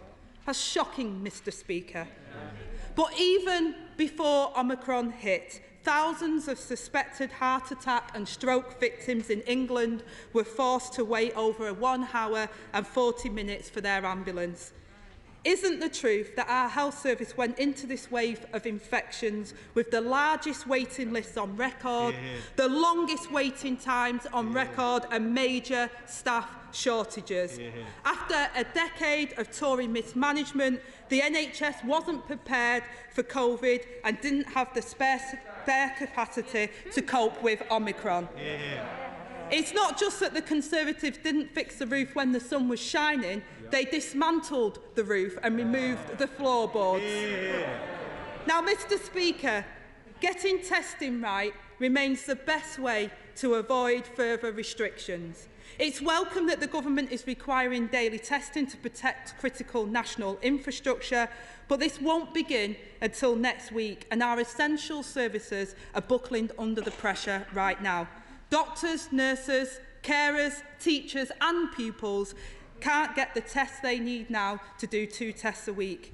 Emergency workers are reportedly stuck in isolation because they can't get their hands on a test. So why did the Health Secretary claim on the 13th of December that there is no shortage of actual tests? Why was the government's delivery service allowed to go on holiday over Christmas with no contingency plan in place? The government has been asleep at the wheel, Mr. Speaker, and the result is total shambles. I'm sure the Prime Minister will join me in thanking the Welsh Labour government for sharing 4 million tests with England. Thank goodness they had the foresight to plan ahead and secure enough tests for this period. Mr. Speaker, in April 2020, the government published a strategy to scale up COVID-19 testing programmes. They promised to work with the UK's world's leading diagnostic companies to build a British diagnostics industry at scale. Yet 2 years on, this has never materialised. How much taxpayers' money was spent on this programme? And why, Prime Minister, 2 years into the pandemic, are we still relying on tests from China instead of building the capacity to make the tests here in Britain? Why are you buying abroad? Mr. Speaker, people, he can shudder away, but he'll have his opportunity in a minute. People will be returning to work this week, but the government is refusing to guarantee all workers sufficient sick pay, leaving working people with the choice of going to work to feed their families or staying at home to protect public health. Will the Prime Minister finally raise sick pay so that people are no longer faced with an impossible choice of doing the right thing or feeding their family? And Mr. Speaker, in some of the poorest countries in the world, less than 10% of the population are vaccinated. This is shameful. We know we can do more to assist the international vaccine efforts. And what is the government doing about this? And if we are going to break this endless cycle of new variants, we have to vaccinate the world. This is not just a question of doing the right thing for others, it's in our national interest too. Finally, Mr. Speaker, there are Conservative members sat behind the Prime Minister who have spent recent weeks attacking hard-working public servants. Isn't it time that the Prime Minister stood by our experts, professionals and officials that are doing all they can to protect public health? If he was happy to defend Dominic Cummings, the former Health Secretary, and Owen Paterson, why won't he defend those public servants who are actually doing the right thing? Well, Mr. Speaker, when it comes to attacking hard-working public servants, why does she continue to attack our testing operation, for instance, Mr. Speaker, which has done a fantastic job throughout this pandemic? And there were several things in that intervention, Mr. Speaker, which was simply completely the inverse of the truth. We are not cutting cancer services, Mr. Speaker. We've invested more in oncologists. We've got 4% more oncologists this year than last year, 5% more radiologists, and she asked about ambulances. And yes, of course, everybody should get an ambulance who needs one. That's why we've invested 55 million more in the ambulance service. There are 500 more ambulance staff now than there were in 2018, Mr. Speaker. 10,000 more nurses, 5,000 more doctors than there were last year, and that is because the investment that we are making, £36 billion, every penny piece of which they voted against, Mr. Speaker. To come to testing, I mean, it really is extraordinary that they run down this country and its achievements time and time again. Look, Mr. Speaker, we're doing 520,000 PCR tests every day, 1.25 million tests every day. We've tested 400 million, done 400 million tests in the country, more tests per head in this country than any other European country. She talks about schools. We delivered 31 million tests to schools in the run-up to Christmas. And she made an incredible point, Mr. Speaker. She said that this country didn't have its own diagnostics capabilities. She doesn't know what this country is doing. Unbelievable. We have let me tell the opposition front bench. We have the largest lateral flow manufacturing company facility in this country. Go and visit it, Mr. Speaker. They don't know what they're talking about. It's in Nottingham, Mr. Speaker, and we buy them all. And by the way, she talks about the testing regime. It's thanks to the efficiency of our testing regime that the leader of the opposition, whom we wish well, is not currently in his place. It's thanks to the testing regime, Mr. Speaker. She's able to speak from that dispatch box at all. So she might as well support it, Mr. Speaker. They've done an incredible job. Two final points, Mr. Speaker.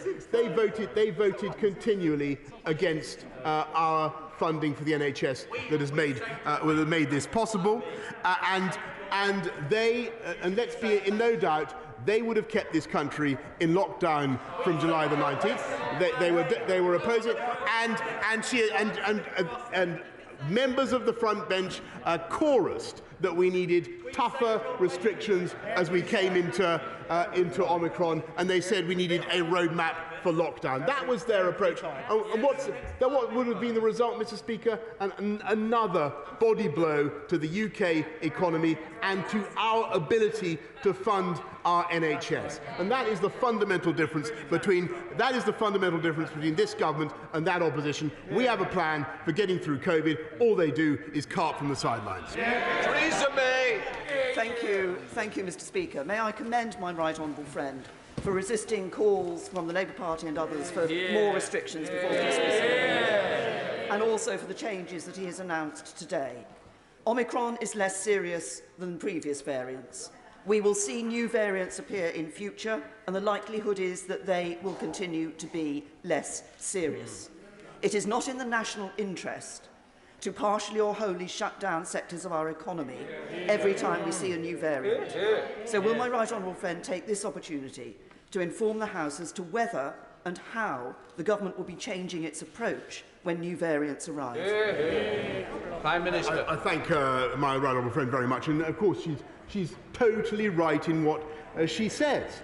We simply cannot go on as a country and as a society by reaching endlessly for for lockdown, which is their instinct, no matter what the cost, no matter what the damage it does. We have to remain cautious, Mr. Speaker, and I'm afraid I can't tell the House that we can rule out absolutely everything to protect the public, but I am confident, as I said to the country last night, I am confident, Mr. Speaker, and that's why I'm repeating it today, I'm confident that we can get through this wave of Omicron with the measures, with the balanced and proportionate approach that we are taking. and I'm glad to have her support, Mr. Speaker. And for the future, what we need is the multivalent, the polyvalent vaccines that can deal with any type of COVID mutation, any type of variant, as well as the therapeutics, Mr. Speaker, and that is what we're investing in as well. And as she should know, more per head than any other country in Europe.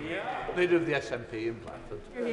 Thank you, Mr. Speaker, and can I thank the Prime Minister for advance sight of his statement. I hope the Prime Minister had a safe and restful break at his festive parties, but perhaps more sensible and legal than they were in 2020.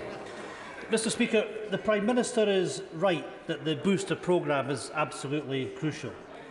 Getting a booster reduces the chance of getting COVID, protects against serious illness and helps reduce pressure on our NHS. But the Prime Minister's central approach to ride out the Omicron wave is a reckless gamble that risks lives and risks the NHS. Let's talk about what ride it out means. It means allowing the Omicron variant to rip through communities. It means avoidable deaths, long COVID and stretching the NHS to breaking point. That's why the correct approach is to show continued caution and to slow transmission. This is the proactive, sensible and cautious approach being taken by the Scottish Government and the other devolved nations, and it is the UK Government that is once again out of step. But recklessness has been the hallmark of this Prime Minister. The Prime Minister has acknowledged parts of the NHS will feel temporarily overwhelmed. But hospitals in England are already overwhelmed, with heart attack patients being told to make their own way to hospitals. How appalling, Prime Minister. What a failure. So will the Prime Minister now listen to his own Chief Scientific Advisor and Chief Medical Officers, who've acknowledged that the disease is moving up the age ranges and that we can expect increased pressures on hospital? And will the Prime Minister act to slow the rate of transmission? Mr. Speaker, the reality is that the Prime Minister has no choice but to ride it out because he's too weak to get a more cautious and sensible approach past his divided cabinet and his mutinous backbenchers. And the Prime Minister knows that he doesn't carry the moral authority to protect the public when he's broken previous restrictions himself. The public is faced with a Prime Minister who does not have the political leadership or the authority to act to keep these islands safe. So will the Prime Minister finally acknowledge that he's riding it out, is risking lives and the NHS because his backbenchers are now calling the shots? Well, Mr. Speaker, I think the right honourable gentleman should take back what he said, no, Mr. Speaker, because I tell you what, I think that he should be respectful of the traditions of this House, which is you don't accuse people of things that they haven't done, Mr. Speaker, and it is totally untrue. This government has taken a order. Prime Minister, Mr. Blackford. Please, we just want to calm it down. This is a new year. Let's start off as we mean to go on, not in the way that we're behaving. Prime Minister. Well, Mr. Speaker, while the Scottish National Party continues to do serious economic damage in the way that they do, we will continue to get on with a balanced and a proportionate Order. No, either we behave, or I don't need any advice from anybody over there either. That's the last thing we need. I'm just saying, I think we just need to calm it down. It's a very important debate that the country is watching. They want to hear what's going on. Catcalling across the chamber is not good for anybody. Prime Minister. I'm grateful, Mr. Speaker, and I think that what we need to do is get on together with a plan that is both balanced and proportionate, and I think does a huge amount to protect the public and is the right way forward in dealing with Omicron. And he says, Mr. Speaker, that the UK government is out of step with what Scottish Nationalist Party want. Actually, overwhelmingly, we do the same thing at the same time, and there is far more that unites us than divides us. And that is the reality. You may not like it, but that is the reality. And Mr. Speaker, I must say I do take exception to the language used by the right honourable gentleman. And Mr. Speaker, I think that when it comes to the Union, he should reflect on the great success that has been achieved by UK scientists working together on vaccines, the formidable effort of test and trace operations that I've seen myself in Glasgow and elsewhere, the heroic actions of the British Army in ferrying vulnerable people who needed urgent COVID treatment from remote Scottish islands to the places where they needed care, and to furlough, which was a huge operation, many billions of which were spent in Scotland, and a fine thing too. And I think he should take back some of his more intemperate remarks. I don't think they do him any credit at all. And I think what we should do is do our level best to work together in a civilised and collegiate way to get through this pandemic. And that is what this government intends to do. Can I just say I didn't hear what was said, because people are chunnering at the same time. I wanted to calm it down. I wanted to use language that is appropriate to this chamber. So please, make sure that we treat each other with the respect that I expect from all of you going forward. Bob Sealer. Thank you very much indeed, Mr. Speaker. I congratulate the Prime Minister on his balanced approach, unlike that of some other people in this House. There is increasing concern amongst epidemiologists, modellers, oncologists and scientists about the use of modelling and forecasts. Amongst the comments are that the forecasts which we may have been using for the last 2 years are almost hysterical, lurid, spectacularly wrong, consistently overconfident and substantially inflated. And those are comments from scientists, not from journalists or politicians. Does he trust the modelling that he is getting? And would the government consider an inquiry into the use of modelling and forecasts, many of which have been found to be unrelated to reality? Prime Minister. I thank my honourable friend very much, and I think it's very important for everybody to understand the limitations of what a model is. These are not forecasts. They're mathematical projections based on the data that the modellers currently have, particularly when it came to Omicron, about severity of the disease. And that is why, when you feed the assumptions about severity that are excessive into the models, you will get results that come out excessive. And that, I think, is what he's driving at. I think if you look at some of the models, some of the calculations, they're much closer to what is in fact happening now. Models are useful. They can't be dispensed with. You need to have projections. What I don't think we should be doing in this House is in any way trying to undermine or attack the independent scientists whose independence is absolutely vital for our ability to handle this disease. Chris Brown. Gosh, thank you, Mr. Speaker. It's quietly waiting for half an hour or so. Can I ask the Prime Minister, he knows perfectly well that one of the big issues facing the NHS is capacity, in particular in the workforce.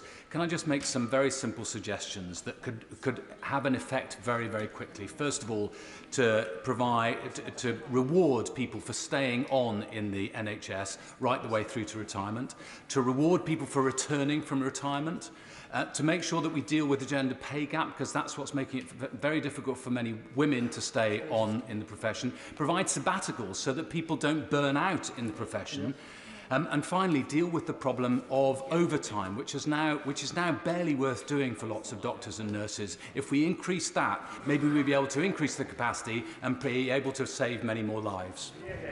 Prime Minister. I thank the right honourable gentleman. We are doing everything we can to ensure flexibility in the NHS so that staff can move more easily by electronic passes and so on from one place to another. We're getting many doctors back to the service. We've got our volunteers, as you know, both in the vaccine rollout and now in helping hospitals with the current pressure. But more fundamentally, what we're doing is recruiting large numbers of NHS staff, and there are now more people working in the NHS than at any time in its history. About 50,000 more, all told, this year than last year, and that is as a result of the investments that we're making. Red Clark. Thank you very much indeed, Mr. Speaker. I welcome the changes that the Prime Minister has announced. All of us should want to be protected by vaccines rather than restrictions in the future. He'll be aware that on New Year's Eve, the UK Health Security Agency published a report that says that booster doses wane in their protection against infection, but not against severe disease, after 10 weeks. Given that NHS and care workers started having their booster doses in the middle of September, over 16 weeks ago now, is it right to consider that these vital workers should be given a fourth dose, as is happening for similar workers in Israel? Prime Minister. I thank my right honourable friend. I think he's making a very important point. I know that the JCVI is continuing to keep fourth jabs under continuous review. David. Mr. Speaker, parents, teachers and pupils are incredibly nervous that due to the unprecedented spike in COVID numbers, children might once again face hundreds of thousands of hours of lost learning. The reality is that due to staff shortages, many of our schools are at breaking point. An entire generation has already lost years of learning that they might never get back. So will the Prime Minister do the right thing and properly fund a catch-up programme, starting by providing every parent with a £30 catch-up voucher for every day their child misses school? Mr. Speaker, this government is not only letting down millions of children, but by short-changing them, damaging the future of our country. Prime Minister. Mr. Speaker, that's why it's so important to keep schools open. That's why it's so important to take the balanced and proportionate approach that we have, and that's why it's very important to ensure that schools are safe. And I thank parents and teachers for everything that they are doing. But he's wrong about what he says about catch-up. We're investing massively in catch-up. We've got a £5 billion programme of investment in catch-up, Mr. Speaker, and we are innovating the whole time, particularly with investment in one-to-one tuition or 1 to 2 or 3 tuition for kids who need it. And that is a huge development which is of massive benefit to pupils up and down the country. Rayner. Thank you, Mr. Speaker. And can I thank the Prime Minister for his statement today, and also to people like Dr Tim Cooper in my constituency who took up the Prime Minister's challenge and enabled absolutely everybody eligible in my constituency to be able to have their boosters over the Christmas period, with walk-in clinics continuing until Sunday of this week. But can the Prime Minister also take care to remember some particularly younger residents who have had COVID and have had to wait until they can have their booster through no fault of their own? And can the situation of those individuals be taken into account if any new measures are considered, or indeed whether he can think about ways that we could perhaps ease the restrictions on their access to boosters? Prime Minister. My right honourable friend makes a very important point, and it's a fundamental point about fairness.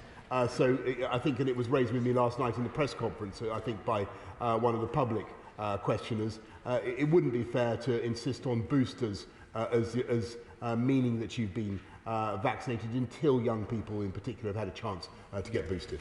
Kelly. Thank you, Mr. Speaker. Mr. Speaker, we've seen a huge demand for tests, for LFT tests. Doesn't the Prime Minister regret his press conference where he urged everyone to get tested without making sure that there were supplies necessary to deliver on that? No, Mr. Speaker, because it's thanks to the efforts of the NHS, the testing operation, that we've been, and testing manufacturers, not just around the world, but in this country, a stupefying ignorance displayed by the Labour front bench, which means that we've been able to triple our testing capacity, and we are testing more per head than any other European country. Usually they love these European statistics, Mr. Speaker. They seem a bit shy about this one, but that is the reality. Testing is a good thing. It's very important that people do it, and people should certainly get a test. Yeah. Steve Baker.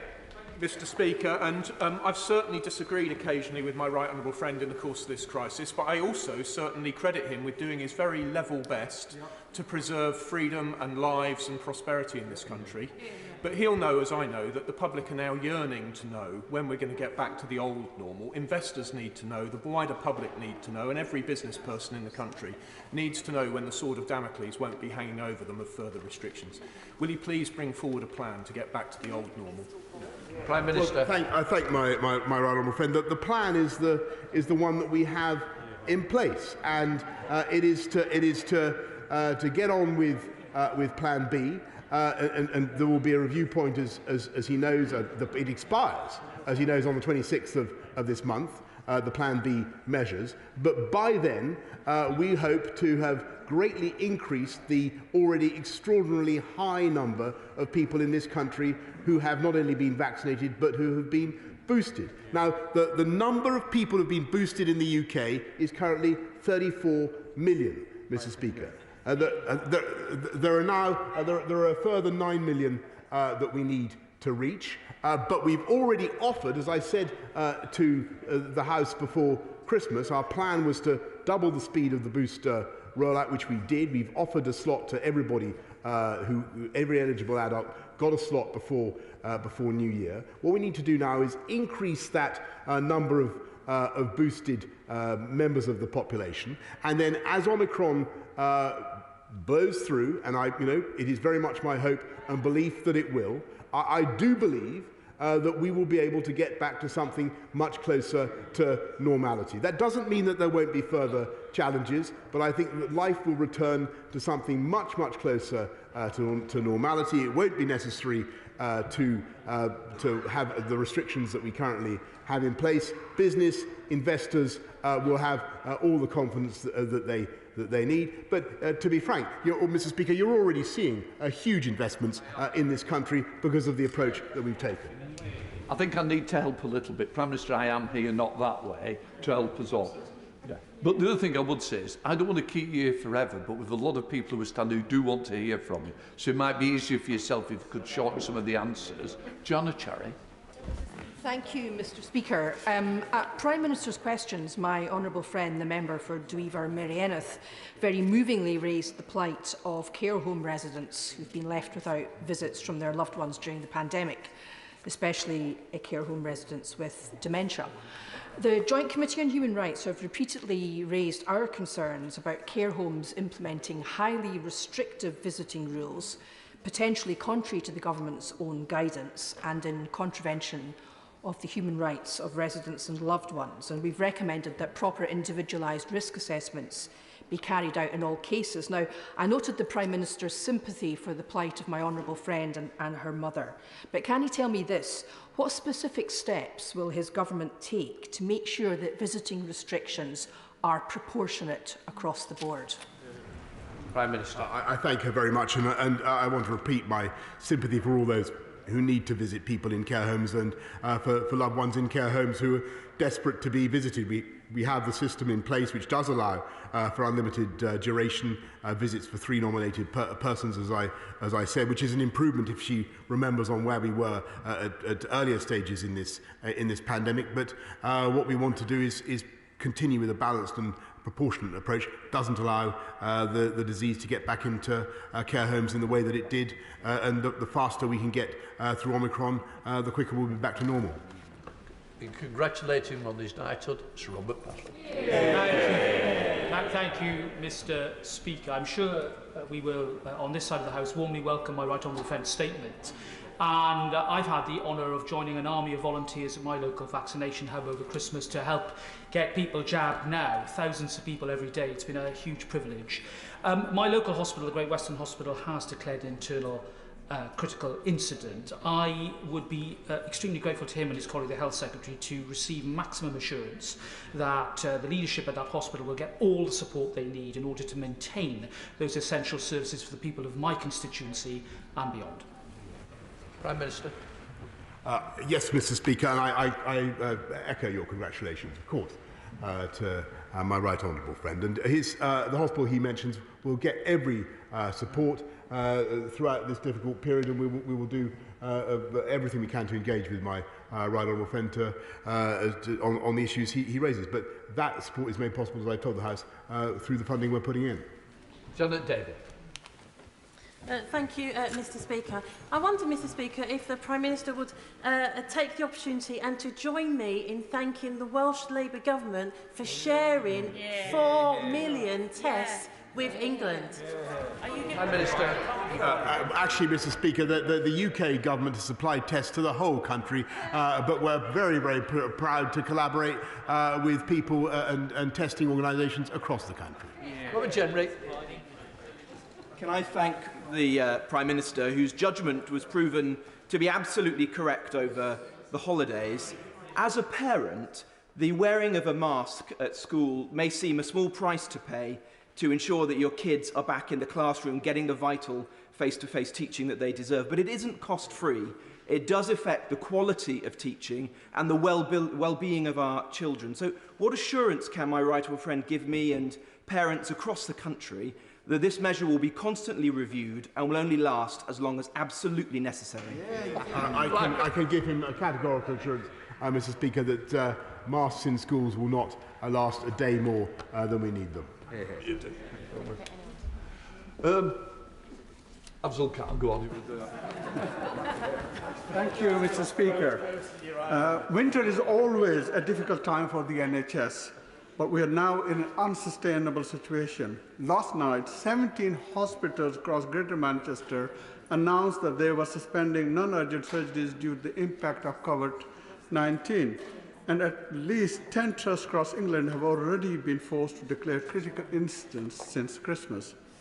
Last week, the Prime Minister said he hoped we could ride out this wave. But I don't think our hard-working NHS staff or the government's scientific advisors would agree.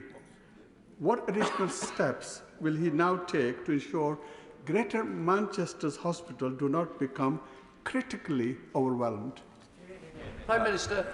Mr Speaker, what we're doing is to support hospitals in Greater Manchester and up and down the country with record investment, but also making sure that we, as I was saying in an earlier answer, making sure that we supplement the staff with all the calling doctors back to the colours, volunteers and new therapeutic treatments and all those extra things that we're doing, Mr Speaker. But fundamentally, there's also a job for this country to follow Plan B, follow the guidance that we've put in place and get boosted. That's the most important thing we can do. Arian Baldwin. Thank you very much, Mr Speaker, and can I warmly welcome the boost that the Prime Minister gave to the Get Boosted Now programme over the recess. Almost 1 million boosts a day were given to people. I want to thank everyone involved in that.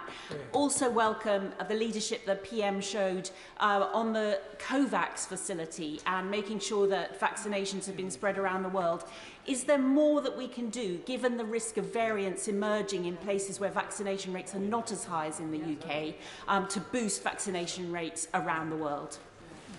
I think the UK can be proud of what, and she knows this area well, what we're doing to support vaccination around the world, thanks to the deal we did with AstraZeneca, Oxford AstraZeneca. 1.5 billion doses were administered to people who needed them around the world at cost. That was thanks to the deal negotiated by the UK government. We put 478 million into COVAX, and we have a pledge to deliver 100 million surplus vaccines around the world by June this year.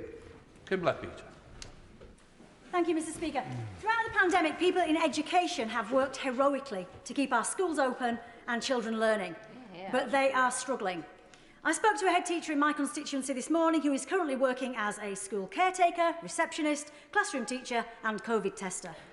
Can the Prime Minister at least admit to overstretched staff working in education that communication with schools needs to be better and that more could and should have been done before schools returned to prevent this highly predictable situation?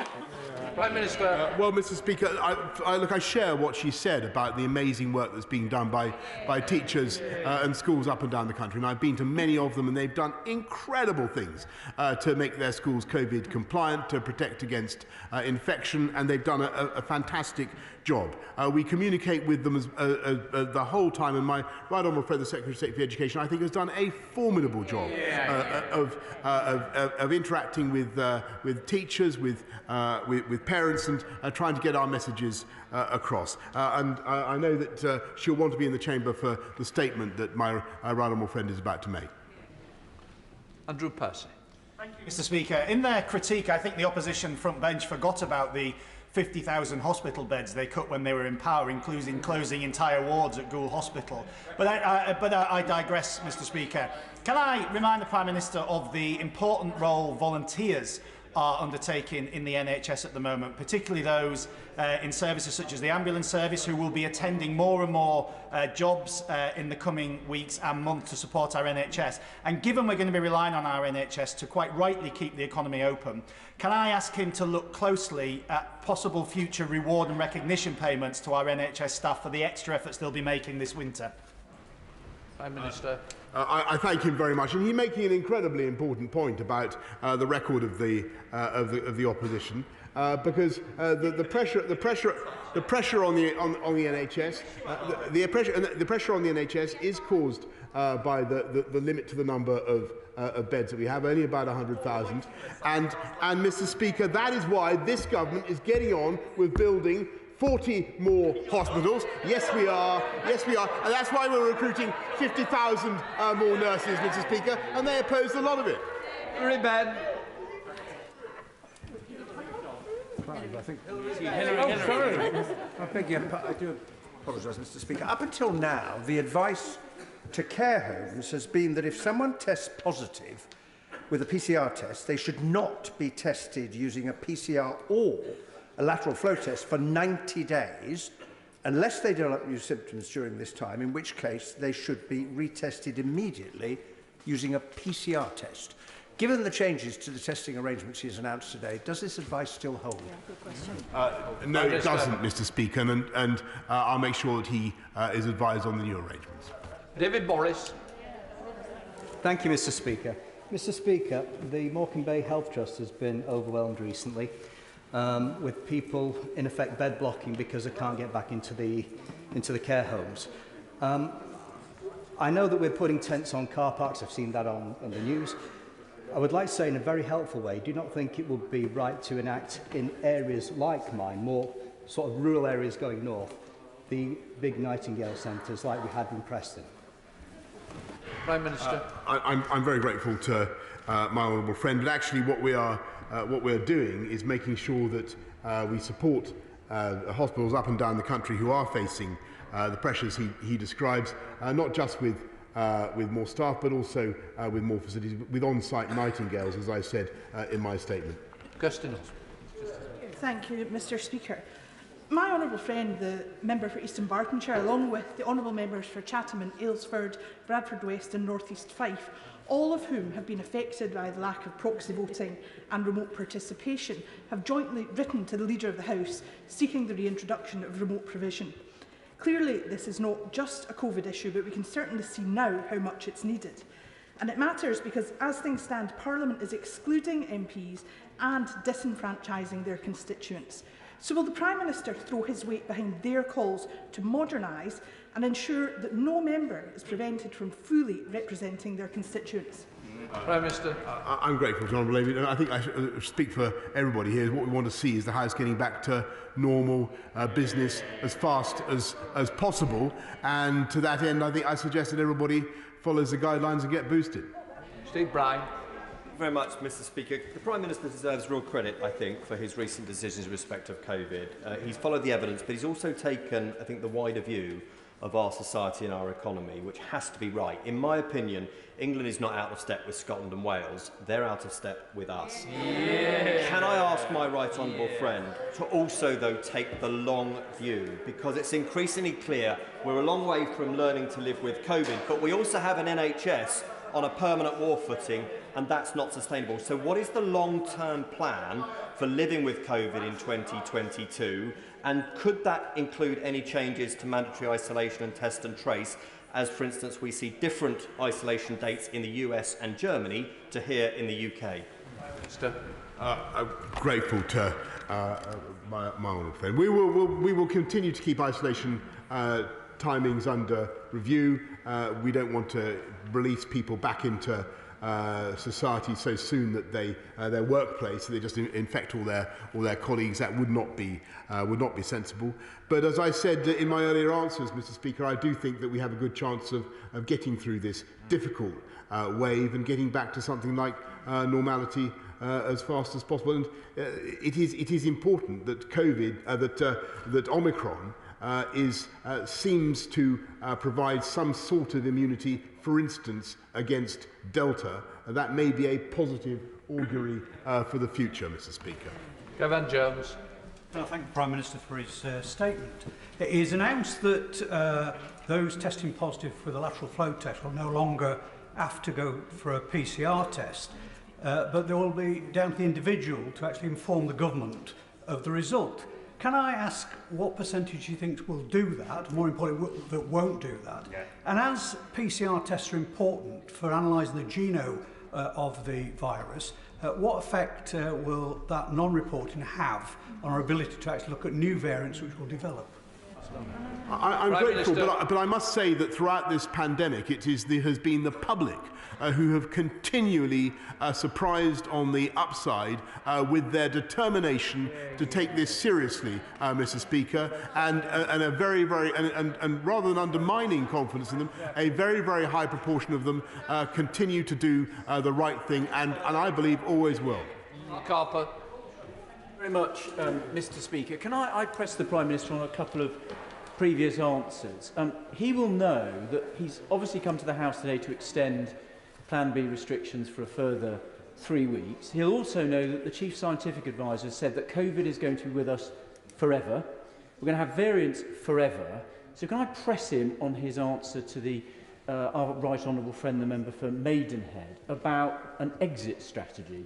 We cannot respond to every new variant in the way we have to this one. We have got to have a plan to live with this virus like normal forever.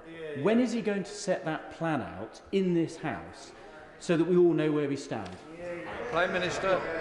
Actually, Mr. Speaker, if he looks at what we're doing, the measures we have in place expire on January the 26th, as he knows, and whatever the situation may be then, and I'm confident that it will be much better. Whatever the situation may be, Mr. Speaker, we will continue with the fundamental tools that we have, that is vaccination, therapeutics and testing, Mr. Speaker. But it is important that Omicron seems to provide some sort of immunity already against Delta. And that, I think, is a point that he should feed in to his capacious brain. Welcome the new member, Helen Morgan. Thank you, Mr. Speaker. Ambulance services and paramedics are desperately struggling to maintain a safe and timely service across the country. My constituency of North Shropshire is no exception and inexplicably has seen 2 of its ambulance stations close, as well as waiting times skyrocket.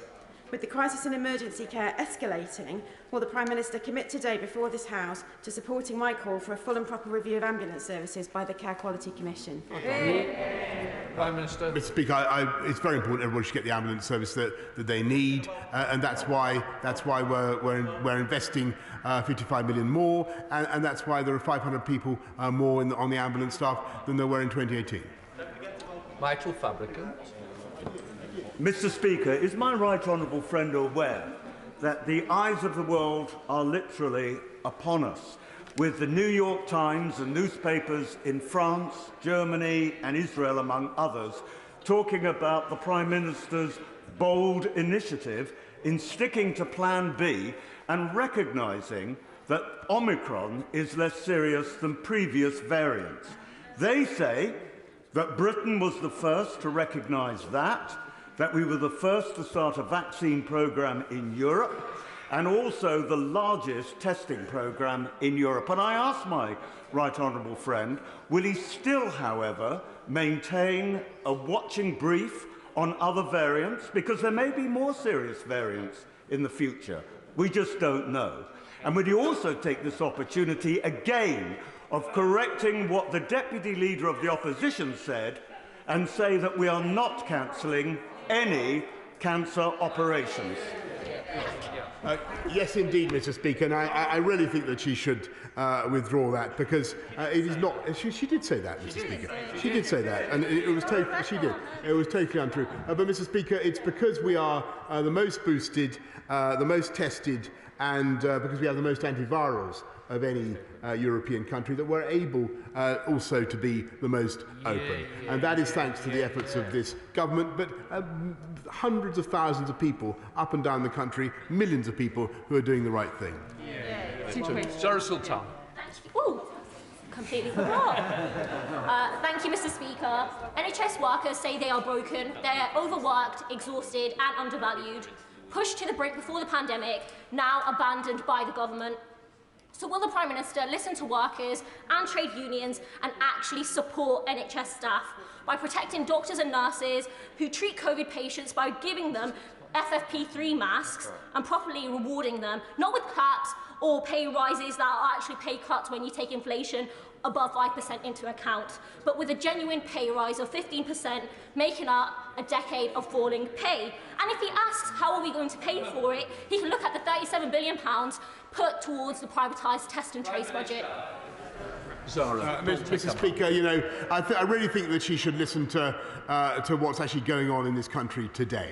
We're investing record sums in the NHS. There are 5,000 more doctors and 10,000 more nurses now than there were last year. There are record numbers of people in the NHS, and that, in my experience, is what NHS staff want to see, in addition to the extra money we put into pay rises. That's been made possible through the £36 billion that we have voted through, and which she opposed. Maybe she didn't, Mr. Speaker, but I think the record will show that she voted against it. Dr. Caroline Johnson. Thank you, Mr. Speaker. Mr. Speaker, United Lincolnshire Hospitals declared a critical incident on January the 1st. This is not due to the number of Omicron patients, but due to pressures on staffing caused by Omicron cases and by isolation pressures. Local MPs have been reassured that acute services are safe and are open. Will my right honourable friend join me in thanking the staff of United Lincolnshire Hospitals for their work and dedication under extraordinary circumstances? And will he give me his assurance that he will do all he can and his government will provide all the support that is necessary to United Lincolnshire Hospitals? I thank her very much, and I know United Lincolnshire Hospital. I remember them going there with the former Health Secretary, whose grandmother worked there, if I recall correctly, and I know what an incredible job they do. I know how difficult it has been for them, Mr. Speaker, and as I said to the House and to the country, it will continue to be difficult in the course of the next few weeks, but we will get through it, and we will give the NHS all the support it needs. Stephanie Peacock. Thank you, Mr. Speaker. Average pay in Barnsley is in the lowest 30% in the country, and those on lower incomes are more likely to rely on statutory sick pay. Does the Prime Minister accept that the shockingly low levels of sick pay in this country will impact the number of people able to isolate? And can I ask him again to commit to increasing it? Prime Minister. Mr. Speaker, as I said in an earlier answer, we've made sure that sick pay for those who are isolating kicks in on day one. That's equivalent to a 75% increase. But what we're also doing, Mr. Speaker, because I do appreciate that some families are finding it very tough at the moment, we're increasing that hardship fund, £500 million hardship fund that is available through local councils to help people through a difficult time. What would not be sensible, Mr. Speaker, is to follow the advice of so many on the opposition benches and go for tougher measures, lock down the economy, which would be something that would impoverish the people of this country. In congratulating him on his knighthood, Sir Bill Wiggins, or Sir William Wiggins. My right honourable friend has touched on the number of people in intensive care. 90% have not had their booster and 60% have not had any vaccination at all. He will know that there are people out there with very good reasons not to be vaccinated, and they get tarred with the same brush as people who have been reading nonsense on the internet. Can we have better stats so that people can see the benefits of vaccination and be encouraged to take it up? Because obviously everybody benefits if they are not in hospital. My right makes a very powerful and important point, because we should not bully or demonise those who simply cannot, for medical or whatever reasons, get vaccinated. And of course that is right. But it is also very, very important that people understand, Mr. Speaker, the benefits to them, to their families, of getting boosted in particular. The benefits are overwhelming. They're there for everybody to see. And I'm afraid that tragic statistic about people in ICU is plain for all to see. Clive Betts. Thank you, Mr. Speaker. The government were right to encourage people to get tested over the holiday period. Like many of my constituents and thousands of people across the country, I went round several pharmacies and all I saw were notes in the window saying, no lateral flow tests available. That's the reality of the situation, Prime Minister. So I ask the Prime Minister two simple questions. What steps did he take before the holiday period to get an assurance for himself that tests were going to be freely available? And secondly, when did he become aware that actually millions of tests were locked away in a warehouse and wouldn't be available after the holiday period? Prime Minister. Mr. Speaker, we took every possible step to step up our supply of tests. We tripled the supplies, and deliveries went up to 900,000 a day, Mr. Speaker. And to listen to them, you would not believe that this was the country that was conducting more tests per head than any other country in Europe. They are simply refusing to give credit where it's due. I appreciate that huge numbers of people want to be tested, but we are doing our level best to meet demand. Great. I very much welcome my right honourable friend's announcements today.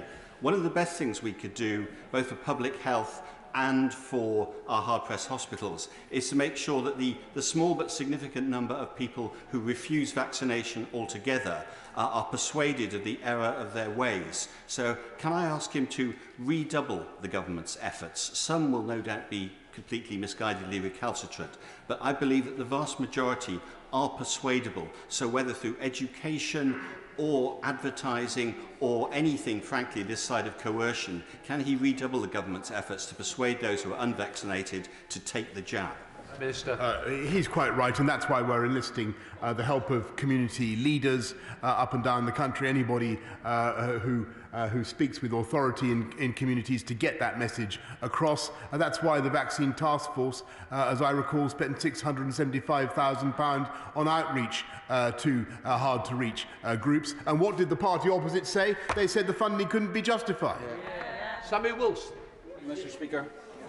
First of all, can I give the Prime Minister credit for not rushing into new restrictions despite the hysterical views of some of the medical advisers. I only wish the Health Minister in Northern Ireland had taken some advice from him rather than rushing into restrictions, and also welcome the lifting of restrictions on the aviation industry and the need for pre-departure tests. The Prime Minister has rightly identified that one of the problems at present is a shortage of staff in the National Health Service because of the need to isolate. But looking forward, can he tell us what concerns he has or what plans he has made for when the vaccine mandate applies to health service staff? The assessment which has been made by the Health Minister will be that up to 114,000 staff will not be available because they haven't been vaccinated or won't have been vaccinated. Is he concerned about the pressures on the health service come April? Actually, Mr. Speaker, well, I thank you, but we are seeing very encouraging signs of take-up, both in the health sector and in social care. That's a great thing. It's a positive thing for individuals in both those professions. Charlie Schwab. Speaker, at the start of the pandemic, there was evidence that members of the BME community were more vulnerable to the COVID virus. Has there been any analysis carried out to determine whether or not Omicron acts in a similar way or not? The Prime Minister will appreciate that this is of particular relevance given the significant number of people from the BAME community who work in the health and care sector. Prime Minister. I thank my right honourable friend very much. He makes an extremely asks a very important question. I think the answer is there is currently no evidence, but what there certainly is evidence for is that the different levels of vaccine take-up and booster take-up in particular amongst different groups are certainly affecting outcomes. Mike Kane. Thanks, Mr. Speaker. Disraeli gave his One Nation speech in Manchester in 1872. I doubt he would recognise the party political knockabout the Prime Minister's engaging in over a national crisis. So what I will say, Prime Minister, about the situation is that tonight, with case rates rising in Greater Manchester, there are 600 patients across GM who can't get out of hospital due to social care staff shortages. Around half of care homes are not accepting anyone currently. This has to not do with just the pandemic. This is historic underinvestment in our social care sector. Surely the Prime Minister sees that. Sorry, a couple of points. I don't think he knows much about Disraeli, by the way, but the Mayor of Greater Manchester actually has just said that the government is taking the right approach. And on his point about fixing the problems in the social care sector, which is a valid one, it's this government, after decades of failure by Labour to do it. Absolutely true. We are actually fixing social care. We're fixing social care, and they wouldn't even support it. Aaron Bell. Look at that, Mr. Speaker. I hope you had a good Christmas break. I hope you had a better break than the Shadow Health Secretary, because since we last met, he's had a number of positions. On the 19th, he said the government needs to act now, and Labour called for actions before Boxing Day. On the 20th, he said British public know that additional restrictions are inevitable. On the 21st, he criticised the delay. And then on the 27th, he said people will be relieved to hear that there are no new restrictions. we all want a responsible and constructive opposition, but does the Prime Minister agree with me? That's not opposition, that's opportunism. Yeah. Prime Minister. Well, there you go, Mr. Speaker, and it sums up all you need to know about the Labour Party, that they instinctively reach for measures to lock down the UK economy, to do huge damage. What we're taking is a balanced and a proportionate approach, and there are difficulties ahead, but we are taking the right approach. And if they're now saying that they support it, are they saying they support it? Are they saying they support? I don't know, Mr. Speaker. Let's wait for Captain Hindsight to come back. Bentley. The Prime Minister has made his position clear that the government will see out this current wave without any further restrictions or any new support for businesses. But he will know, of course, that the government in Wales has implemented new measures to limit the spread of the virus. As such, would you not agree with me that it would be better for Wales to be afforded with the fiscal powers required to support these public health measures, so that the Welsh Government's response is as flexible and as effective as possible? Mr. Speaker, actually the UK Government has supported Wales and the whole of the UK throughout the pandemic to the tune of billions and billions of pounds, and we supply the vaccines, we supply the testing kits, and we will continue to do everything to support the whole of the UK. Jones. Thank you, Mr. Speaker. Mr. Speaker, on Friday I'll be holding my team meeting in the local pub because under Welsh Government rules we are not allowed to go to our socially distanced office. We cannot do parkrun, we cannot watch outdoor sport on the touchline, but we can cutch up together in the clubhouse to watch it. Can I commend the Prime Minister for his bold decisions and ask whether he agrees that the inconsistencies in the rules in Wales are not just ludicrous, they are harming the Welsh economy? Mr. Speaker, I've tried to be consensual across this House. I have, and to build on those aspects of our handling of COVID. Well, I was very consensual to him. I thought he was rather, frankly, rather rude. But, Mr. Speaker, there is much. Let me put it this way: there is much more that unites all parts of the UK in our handling of COVID than divides us. Compared with any other European country, we are moving virtually in lockstep. There are some baroque eccentricities in various other parts of in Wales. I make no comment on them, but I repeat what I've said. We will continue to provide support throughout the UK. Justin Mathers. Thank you, Mr. Speaker. Many of my constituents who are doing the right thing and self-isolating are finding out that they're getting frustrated at days 6 and 7 because they can't access the lateral flow test that they need to be able to be released early. Now, this is despite the Health Secretary telling this House just 3 weeks ago that the country had tens of millions of tests. So can the Prime Minister tell us what's gone wrong, and will he apologise to my constituents for putting them in this position? Well, Mr. Speaker, I certainly share the frustrations of everybody who's found it difficult to get a test during a time of unbelievable demand.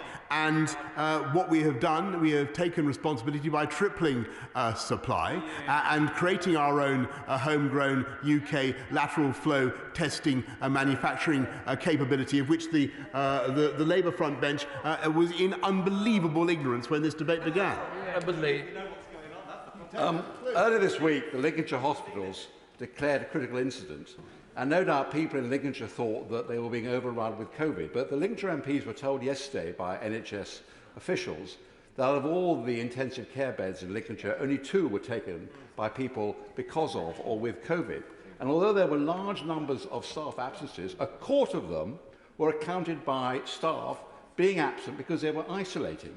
So the suspicion is that the NHS is not being brought to its knees by COVID, but by these rules that require people to isolate for so long. So what is the roadmap for shortening the period of isolation? What we're doing, I thank my honourable, what we're doing is supporting the NHS, supporting staff, making sure that we have as much capacity as possible. And actually absenteeism, although it's high, is not as high as it has been at some other points in this pandemic. That's no cause for complacency. What we will do is keep the period of isolation under constant review. If we think we can bring it down without increasing infection, then of course we will. Alex Sobel. Thank you, Mr. Speaker. The Prime Minister rightly lauds our life science industry, British universities and British scientists that have helped us get through COVID. So why then, after developing the UK Vaccine Manufacturing Innovation Centre, has the government, and this centre's been developed with taxpayer money alongside British universities, the government decided to sell it off into private hands? So future pandemics, future vaccines won't be held in public for all of us, but in a few private hands. Grateful. I think what we're doing is investing hundreds of millions to make sure that we have a dynamic vaccine industry, and clearly government needs to work hand in glove with the private sector, as we have done, and no matter how deep the abhorrence of the private sector there may be on the opposite benches, it was private sector, private capital that produced the vaccine success. Mary Robinson. At the beginning of 2020, Stepping Hill Hospital in my constituency was under such severe winter pressures that it was reaching critical Opal 4. Since then, doctors, nurses and staff have worked tirelessly during the course of this pandemic. But COVID is now taking its toll, particularly the Omicron virus. And it's one of 17 hospitals that have said that they will not be doing any more or taking a pause on non-urgent surgery. Would my right honourable friend and the Secretary of State work with the Greater Manchester Hospital Trust to ensure that they get all the support they need through this really critical time? I thank her for all the support that she gives to hospitals in the Greater Manchester area, which I know well, in which whereas she knows we're investing hugely. I thank them for the care and the trouble that they're taking in a very, very tough time. They'll get all the support that they need. Very brief one. Christine. I'll be very quick next. Thank you, Mr. Speaker. The Prime Minister has to make decisions based on evidence. However, currently reinfections are not included in the UK government COVID cases figures, and that's despite warnings by scientists at Imperial College London. Up to 15% of Omicron cases could be of people who have had coronavirus before. So can the Prime Minister assure us that reinfections will be tracked and recorded in the UK government's dashboard, and if so, when? I'm grateful, Tim, but the decision is up to the UK Health Security Agency. Edward Timpson. Thank you very much, Mr. Speaker. Can I welcome the ongoing support, financial and otherwise, for our hospitality sector? particularly those where it is a critical lifeline even still. Of course, the best thing we can do for them is to take away all restrictions that remain in place, but we also have to recognise there may be an opposite scenario where new restrictions are considered in the future. To that end, can my right honourable friend confirm that weddings and funerals would be exempt from any further restrictions in the future?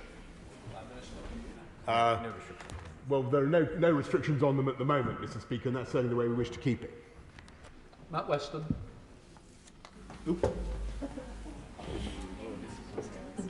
Thank you, Mr. Speaker. In Warwickshire, there were 436 excess deaths due to COVID last year. Currently, in care homes, 77% of residents and staff in care homes are currently boosted. The other 23% aren't. What is the government doing to ensure that they do get the booster vaccination so we don't repeat the mistakes of last year? No, everyone. Often the problem in care homes is that somebody they may have had COVID recently and therefore aren't eligible for the booster, so people have to come round. But we're doing that as fast as we possibly can. Dr. Luke Evans. Thank you, Mr. Speaker, and it was welcomed by both sides of their House when in the summer the Prime Minister came to the dispatch box to announce an inquiry was going to take place on the lessons learned. Just before we broke for Parliament, it was announced that Baroness Hallett would be leading this inquiry. Can the Prime Minister give us an update on how the panel's forming, the timings of when this will happen, and the terms of reference as they should appear?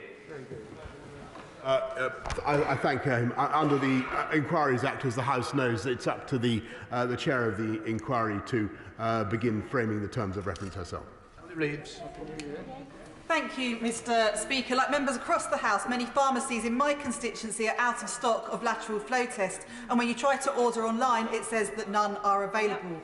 Yet the Sunday Times reported this week that British manufacturers of lateral flow tests are battling with the government after their kits failed to be cleared for use in this country, despite being available in Europe. So when will the Prime Minister pull his finger out to boost testing capacity and boost British manufacturing? Sorry, Mr. Speaker. Of course, kits need to be approved by the. Perhaps he wants kits that aren't approved to be on the market. They have to be approved by the MHRA, and that's the right thing. But my understanding is that we've been up at 15% of lateral flow tests in this country being supplied in the UK from zero. Tom Hunt. Mr. Speaker, I congratulate the Prime Minister for sticking to his guns and not bringing in additional restrictions over a festive period and threatening to charge people £60 for going to work like we did in Wales. However, the mental health damage done by even the threat and the fear of restrictions has been significant. Some of my constituents have actually said it was worse this time than it was actually when lockdown happened, because then they thought there was a light at the end of the tunnel, and their fear now is that this could be a never-ending nightmare. Could the Prime Minister give me assurances that mental health is at the heart of the decisions we're making future on COVID? He makes an incredibly powerful point, which I think should be heard on all sides of the House. To calling for restrictions, as the right honourable gentleman opposite, who I think speaks for health on health matters, repeatedly before Christmas. These have an effect on people. Lockdowns have an effect on people, and particularly on mental health. So Tony Lloyd. Thank you, Mr. Speaker. Would the Prime Minister make it very clear to some of his backbenchers that a strategy for living with COVID can't include every hospital in Greater Manchester not being able to deliver elective surgery, as other honourable members already raised? But will he make it absolutely clear that there is a strategy that would make sure that people, for example, like one of my close friends who needs a hip replacement because she's in such pain, that there will be retrospectively the resources put in to make sure that we catch up in Greater Manchester? Yes, and that's why we have the NHS and Social Care Fund. That's why we're putting that measure through. How unbelievable that you guys didn't vote for it, Mr. Speaker. Not you. Holly Melbycroft. Mr. Speaker, I was fortunate to visit our local new vaccination hub in Scunthorpe and speak to the healthcare professionals and staff who are doing a tremendous job of not just jabbing people very efficiently in the arm, but reassuring those residents who are still a bit nervous, it's a small number of residents, about joining the rest of us in having their vaccination. So will my honourable friend, the Prime Minister, thank those wonderful volunteers and staff across my Scunthorpe constituency for the important work they're doing and their contribution to this national effort that he is leading. I share her sentiments entirely, Mr. Speaker. I thank the NHS staff and I thank all our incredible volunteers. Many thanks, Mr. Speaker. As Chair of the Health All-Party Parliamentary Group, I've been contacted by people up and down the United Kingdom who tell me they're still having great difficulty in accessing GP appointments. GPs are working absolutely flat out during this pandemic. However, there do appear to be ongoing capacity issues. So what more can be done to support GPs to increase the capacity that's needed, because other illnesses are ongoing throughout this pandemic that must be seen at an early stage, and ensure that everyone who needs to see a GP is able to do so timelessly and safely? I agree with her completely about GPs. They've been particular heroes of the vaccine rollout, and what we're doing, we've got 1,300 more GPs this year than last year. We need to do more. That's why we put another £250 million into supporting GPs right now. Ben Spencer. Mr. Speaker, and I thank my right honourable friend for holding firm on Plan B and for rolling back on the travel restrictions, which will relieve many of my constituents. Can I also welcome the increased use of lateral flow testing for diagnostic testing? But could I ask him to clarify, is it therefore the case at the moment this will only be for asymptomatic testing, so for people who don't have symptoms? If people do have symptoms, they'll still be required to get a PCR test. And if so, can I urge him to look into further using lateral flow tests for that, because until when people have symptoms, they don't have to trundle over to a PCR testing centre, wait 24 hours to get the results and self-isolate until back negative, we will still not be living with the virus. No, that's right, Mr. Speaker. We'll be encouraging people to do so, but it won't be compulsory. Kerry McCarthy. Mr. Speaker, in response to the Honourable Member for Sheffield South East earlier, when he talked about the severe shortages of lateral flow tests in pharmacies, the Prime Minister was incredibly dismissive. He seemed to be suggesting he was making it all up. He might like to speak to my constituent who both phoned and emailed me on Monday, desperate to go to work the next day as a crucial frontline NHS worker, just couldn't get his hands on a test at all. I ended up popping round there myself because I had some spare tests. Can he assure me that from now on, my constituent will be able to get the tests that he needs when he needs them, so that he can go to work and do his job in the NHS?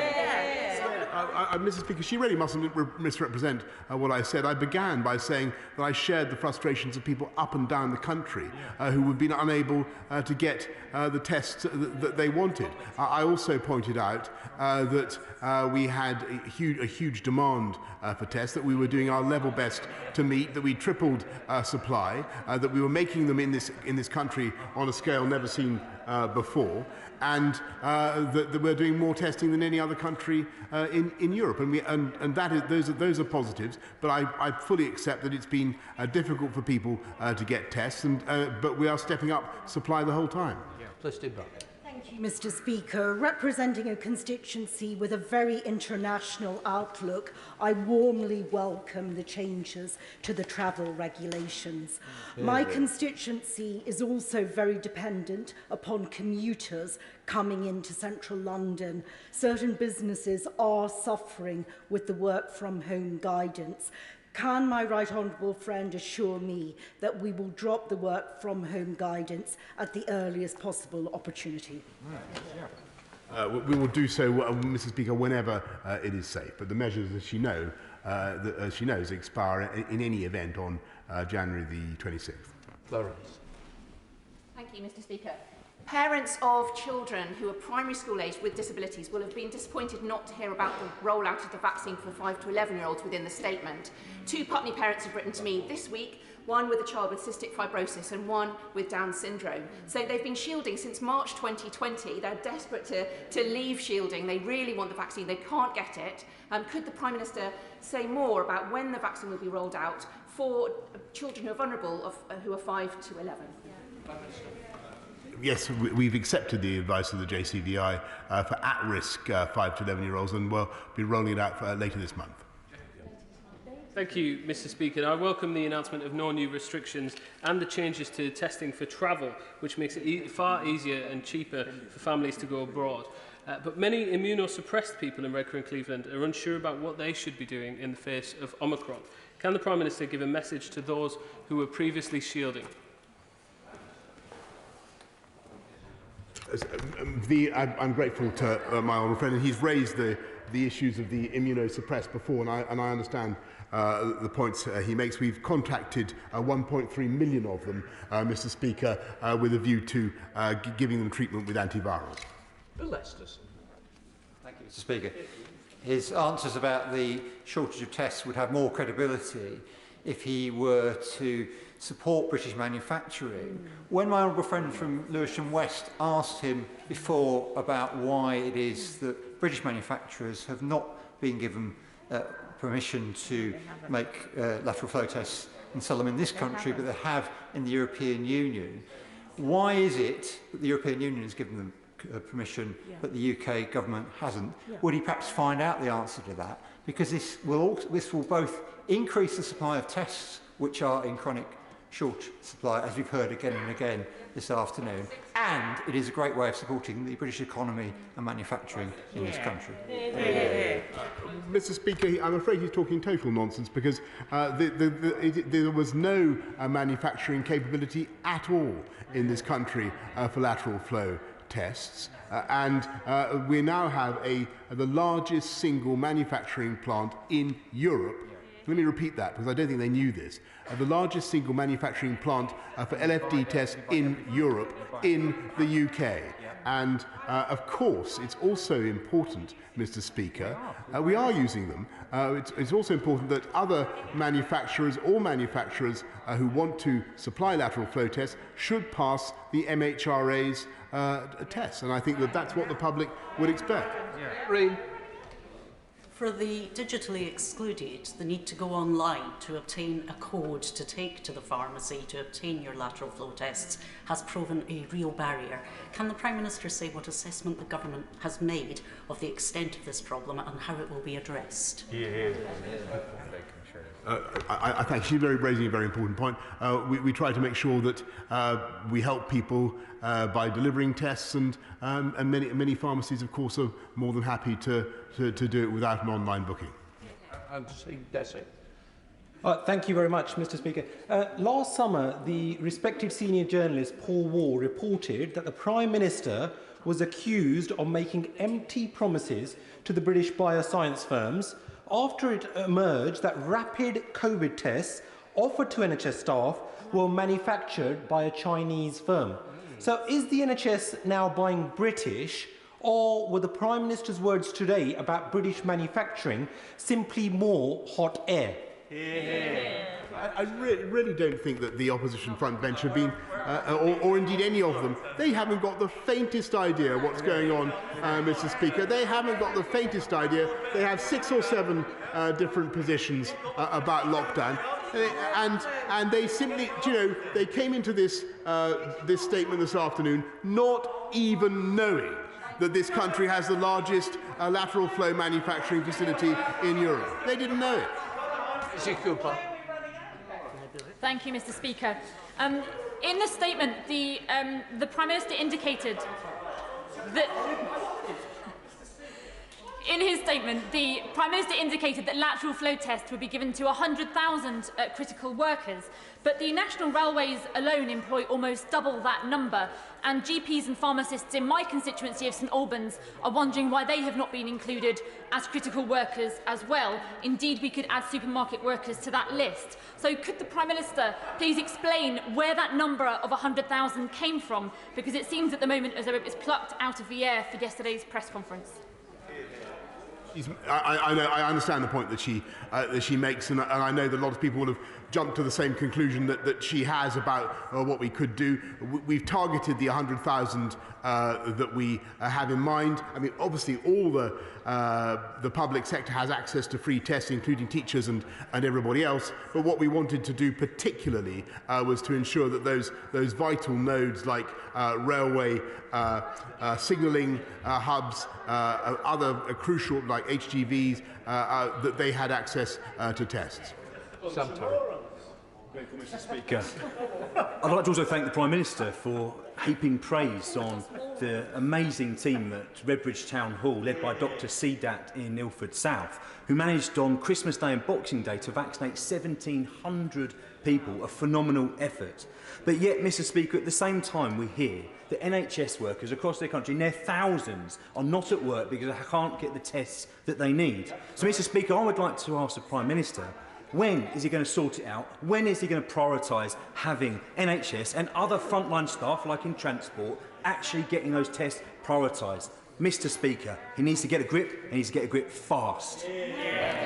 I'm afraid that he's not right, because the NHS staff, there are many reasons for NHS staff sadly being absent, but a shortage of their inability to get testing kits is not one of them. They have access to the NHS supply, but also to community supplies as well. Rachel Maskell.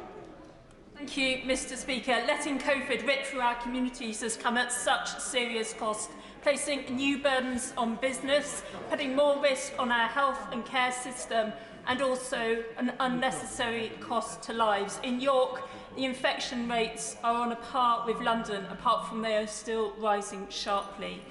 Can the Prime Minister explain not only why tests are being rationed, but also why there is a doubling of the contact tracing time which is released to our local authorities, delaying that vital opportunity to lock down the virus quickly? Sorry, Mr. Speaker, I know that the Honourable Lady opposite is pro-lockdown. I don't think that's the right way forward. We're taking a balanced and a proportionate approach, and that's what this country is going to do. Last but certainly not least, and Happy New Year to Jim Sharp. The strongest legs in this chamber. I've been bobbing for the last hour and a half, you know. Can I thank the Prime Minister very much for his statement and for his reply? Will the Prime Minister outline if he intends to work with the Chancellor and the Treasury to provide a scheme for small businesses who employ under 5 people and who are having to close with no income when there is a very contagious Omicron COVID case or a close contact? Too many businesses, Prime Minister, which are viable and successful, can no longer hang on by a thread and need a further package for help right now. Thank you. Mr. Speaker, as he knows, we've given very significant support to businesses throughout the pandemic. We keep it under review, but what would not be good for businesses would be to release people back into the workplace too soon so that they infect everybody else there. Is it relevant to this? Disappointed that the Prime Minister has left the chamber, because I did inform him that I would be making a point of order at the end of his statement. Mr. Speaker, during the statement, the Prime Minister twice asked me to withdraw the remarks that I had made in the statement. I do not withdraw any of the remarks I made in the statement, because I'm happy to confirm that everything that we have said was truthful and was about making sure that the Prime Minister was addressing the comments that we were putting. And that is in sharp contrast. Yeah. No, there's no further for a minute. Just let's hang on a moment. Can I just say, first of all, we're not going to continue the debate. You bear with me, not quite finished. What you've done is corrected and put on record your views and opinions, and I'm quite happy for that to be noted. Now, I don't want to get into a debate because I hear there was some unparliamentary language also said from both sides. I don't expect it. I don't want it. I want us to start going forward in a new year with more tolerance and better respect for each other. I don't want to continue this argument or that debate any further with 2 more statements and other business to get through. So I think just for now, let's turn the temperature down, and I don't want to get into further arguments about what was said from each side, because that's where we're going. What I would say is I'm very happy that it's on the record. It has, in your opinion, been corrected. It is up to the Prime Minister whether he wishes to take his view. I don't like the sniping from the sidelines. I know there was some that carried on afterwards. I just really do want to move on. Nadeem Zahawi is going to come in with a statement. They really should come at the end. I've been very generous. Let's get moving and let's get through. Nadeem Zahawi, come on.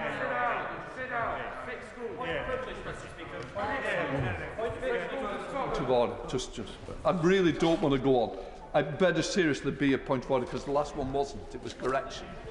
point is, the Prime Minister asked me to withdraw remarks where what we'd done is we'd spoken truth to power. But let me say, Mr. Speaker, there were several things that the Prime Minister said that were quite simply incorrect in relation both to myself and to the Deputy Leader of the Opposition. Most importantly, on the issue of poverty, because figures from the House of Commons Library and indeed from the United Nations confirm that poverty in this country has increased, and we need to stop this. The Minister can come and make up his facts in the House of Commons.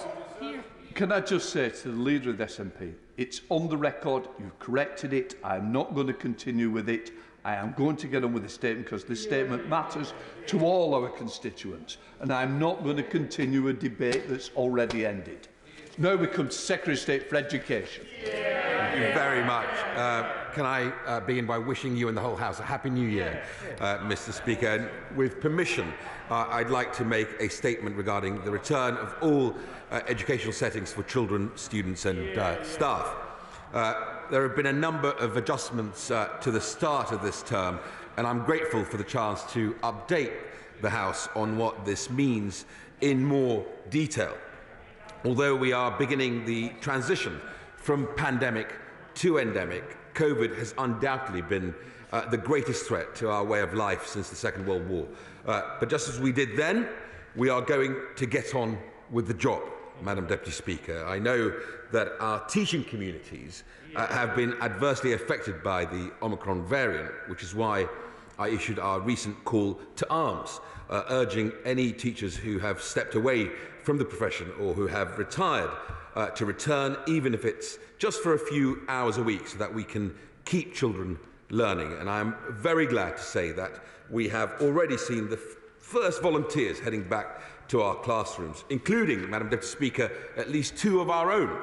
The Honourable Member for Eastbourne and the Honourable Member for Stoke-on-Trent North, as well as staff from my own department who have already answered that call. They do this House great credit, and I'm sure that I speak for the whole House when I say we thank them and wish them well. I will have a better idea on the exact number of how many former teachers have come forward to lend their support at the end of this week. I know that even so, schools will be suffering some degree of staff absences. At the end of last year, the figure was about 8% of staff off, and that's probably likely to rise with increasing cases in school and, of course, young people as we return to school. But, Madam Deputy Speaker, let me say this.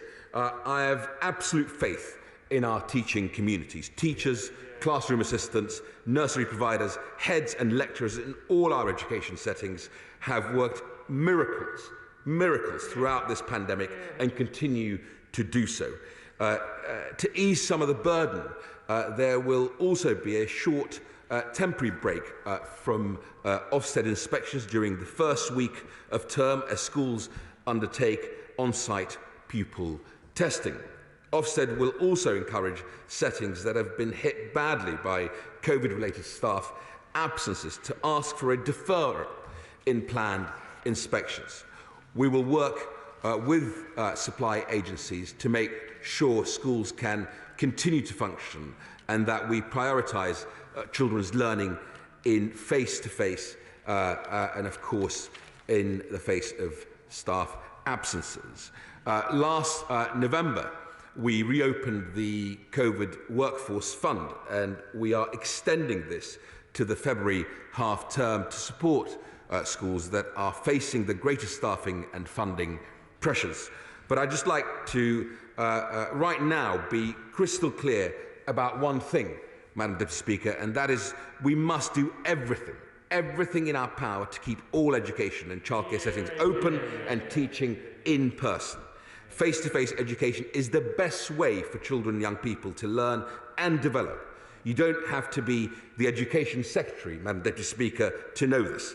Teachers know it, parents know it, and kids know it is better than any one of us. I would now like to outline the additional measures we have put in place to make it possible and at the same time limit the spread of infection.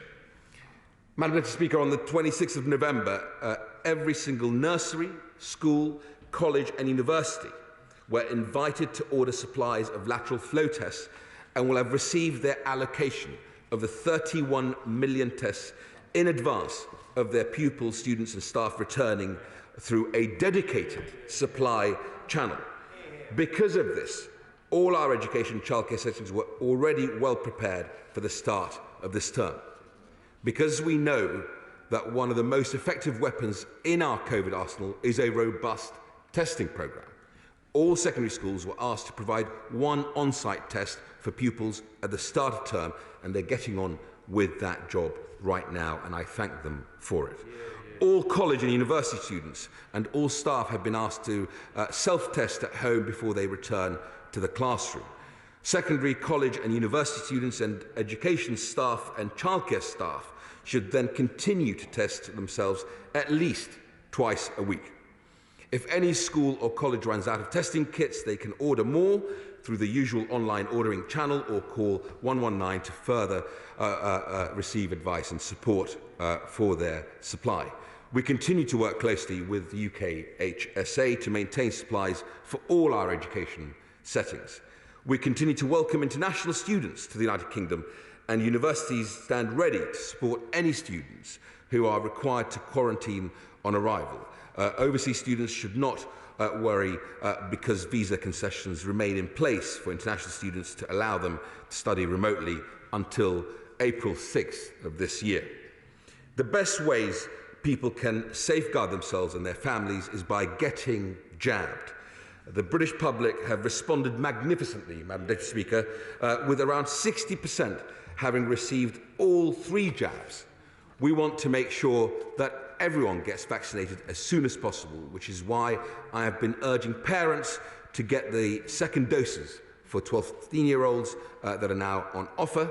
They can make appointments for both doses on the NHS booking service, and any children who are at risk in the 5 to 11 age group can also get a jab, and by the middle of this month. There will also be a vaccination service in schools for those children who are eligible for jabs beginning on Monday.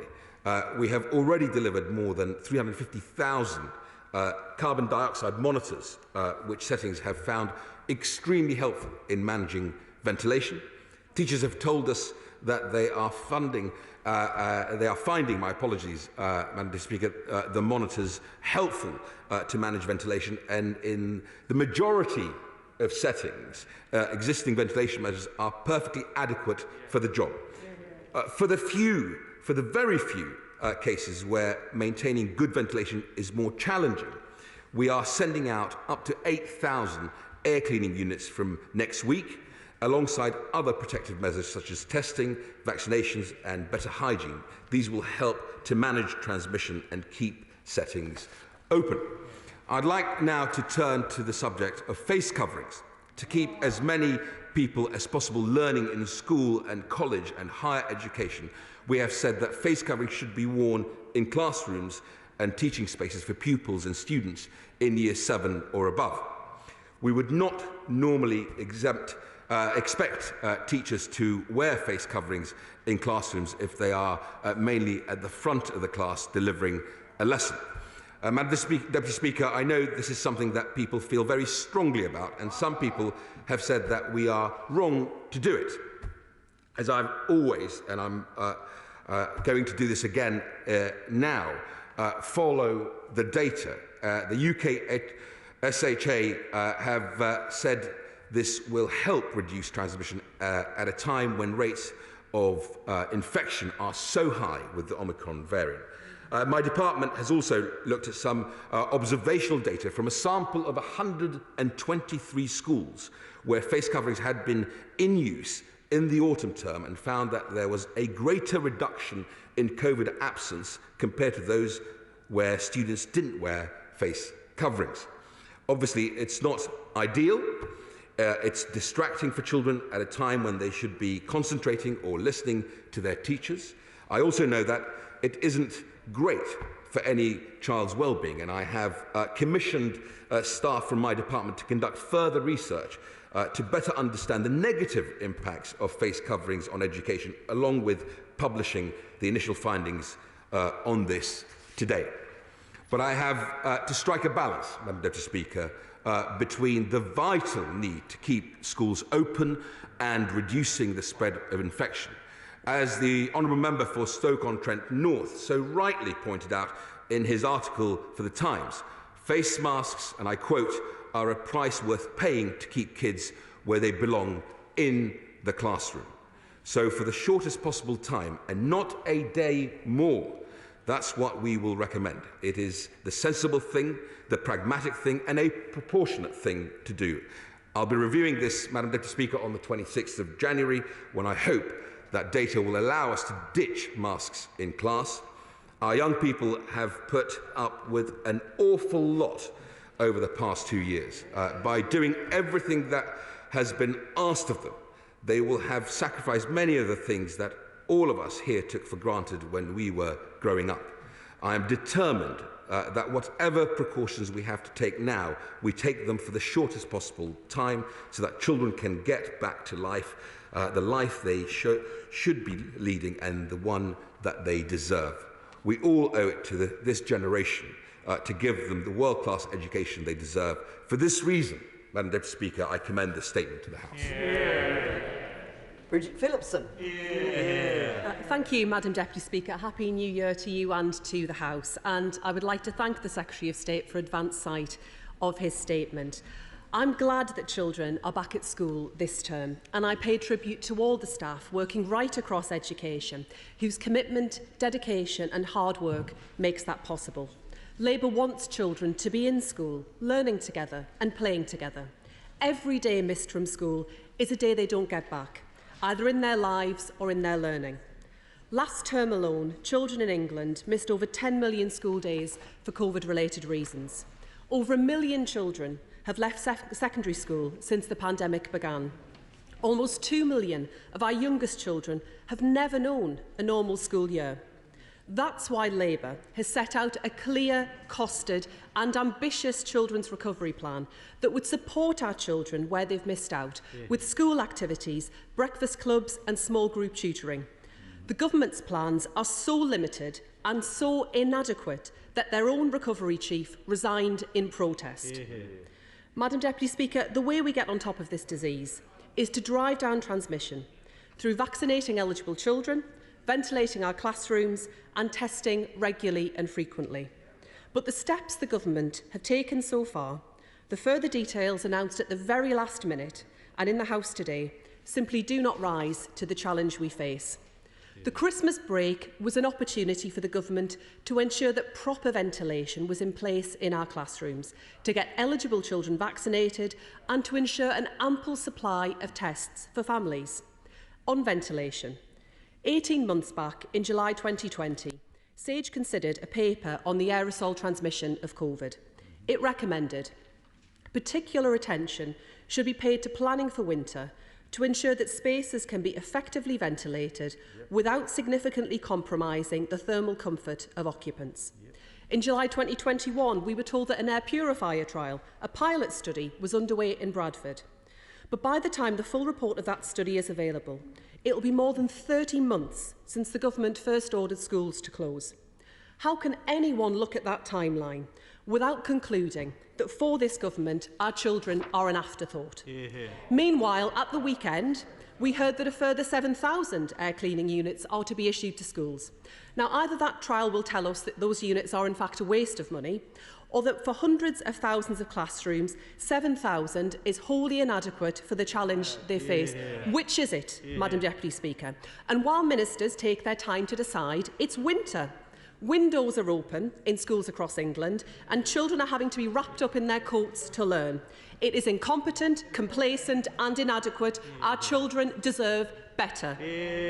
On vaccination, on the 30th of December, barely half of eligible children aged 12 and over had received even their first vaccination. Now, we've seen in the last month, with the booster jab, what can be done when the political will is there. But for this government, our children are never a priority. On testing, the government has encouraged parents to ensure their children are taking lateral flow tests twice a week. Now, I looked last night for lateral flow tests online. There were none available for home delivery. We cannot test our children twice a week if there are not the tests available to do it. In closing, Madam Deputy Speaker, I want to ask the Secretary of State some of the questions which were not addressed by his statement. What guarantee will he offer parents today about the availability of vaccination slots for their children in schools or elsewhere? What is he doing about those who peddle misinformation on vaccines, and will he bring in exclusion zones around schools? How does he plan to ensure that parents can get lateral flow tests for their children? When does he intend to publish the interim findings of the Bradford air purification trial? What confidence has he that 7,000 devices are enough, and why? Can he confirm that they won't be available until the end of February, and that he expects children to be sat in classrooms with open windows in their coats in winter? Has he spoken to the Chancellor, who said last summer he'd maxed out on supporting our children and was refusing to fund the recovery plan Sir Kevin Collins recommended? What advice has he had on whether face coverings would still be necessary if vaccination levels amongst children were higher and ventilation better? And can he explain why he is unable to tell the House today how many retired teachers and others have come forward to help in classrooms following his last-minute call? What guarantees can he give to students with exams this month and later this year about whether they will go ahead? And lastly, but most importantly, when does he plan to return to this House and to set out the ambitious recovery plan for our children's disrupted education that they so richly deserve? Secretary of State. Thank you, Madam Speaker. I fear the Honourable Lady has very little experience of operationalising anything with the way she has attempted to misrepresent the efforts we've made to make sure that schools are safe and hygienic. She omitted the fact that we have delivered 350,000 CO2 monitors to our school system, which has allowed us to be confident that where schools are able to ventilate, they're doing so and therefore do not need the air purifiers. But where schools do need that additional help, then those 8,000 air purifying devices, and they are going out as of next week, especially to special needs settings and alternative provision settings, because they are the most vulnerable, as she knows, and then of course to all the other classrooms that can't mitigate for the ventilation in the classroom, including, by the way, there's been some corroboration of that modelling by Teacher App, which I'm sure she will look at in her own time online, that actually, if you take the 350,000 CO2 monitors and you look at the data reporting back from schools as to which schools have had issues, then actually 8,000 air purifiers. That was a similar number that they also derived.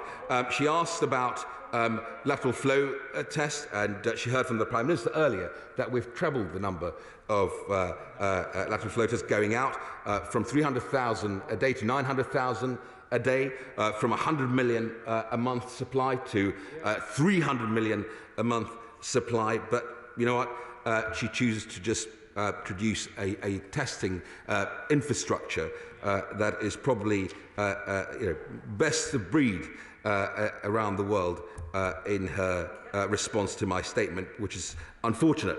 On retired teachers, again, operationally, it's a bit difficult since we've only had one day of school. I need at least till the end of the week before I can talk to the agencies so they can actually tell me exactly how many teachers, temporary staff have been needed, and I will happily share that with the House. But alas, clearly she doesn't have much experience of operationalising very much before. On catch-up, £5 billion going into catch-up, 6 million tutoring sessions by any measure. That is a massive scale-up of tutoring. 500,000 teaching opportunities, training opportunities. You can't have a great education without having great teachers. 5 billion going into that. She asked about vaccination, and I can report to her that the school-age vaccination programme will begin vaccinating again as of Monday in schools, as I mentioned in my statement earlier, which she chose to ignore, and parents can book online and go to GPs or walk-in centres and have their children vaccinated as well. We already have over 50% vaccinated. On exams, finally, there are exams, vocational exams taking place in January. They will go ahead because those students have studied and worked hard for those, and they deserve to be able to take those exams. Those who may be down with Omicron and need to self-isolate will be able to get in touch with their awarding bodies and have their exam rescheduled. And of course, in the summer, we'll be going ahead with exams, rightly so, recognising that there has been much disruption to students studying, which is why we're doing it in 2 steps to go back to rigorous grading to pre-COVID pandemic levels as well. Yeah. Jonathan Gullis. Thank you, Madam Deputy Speaker. And I would like to start by welcoming my right honourable friend's statement and thanking the heroic efforts of teachers, lecturers, support staff across Stoke-on-Trent, North, Kidsgrove and Talk in getting kids tested on the first day back, as well as making sure they're promoting going and getting the vaccination. I join them in those calls, and I wait by the phone to be called into the classroom on either a Thursday or Friday sometime soon. But I'm delighted to hear my right honourable friend talk about exams and giving the reassurance. So can we just get, for one more time, from the Secretary of State, that there is no plan B, plan A in the summer, so teachers, parents and pupils have the confidence that they need, is that exams will go ahead as normal and we will get back to exam structure that everyone is so desperate to return to? I could absolutely give him that assurance. Valerie Vaz. Thank you, Madam Deputy Speaker, and a Happy New Year to you and to all colleagues. Given that there is a break in Ofsted inspections, would it be possible for the Secretary of State to speak to Ofsted about perhaps some of the inspectors returning to the classroom and make their inspections more efficient in future? I'm grateful to the Honourable Lady's question. So just to be very clear, for this first week, because secondary schools are conducting the tests that we've asked them to do for the students returning, there will be an Ofsted inspection break. Schools can also request a deferral if they have high absenteeism, but also practitioners who are currently heads in schools who are also inspectors and will not be asked to carry out inspections when Ofsted returns to inspecting after this first week. And of course for children's social care, Madam Deputy Speaker, which is equally important, and because of the safeguarding requirements, inspections carry on as normal. Sir Desmond Swade.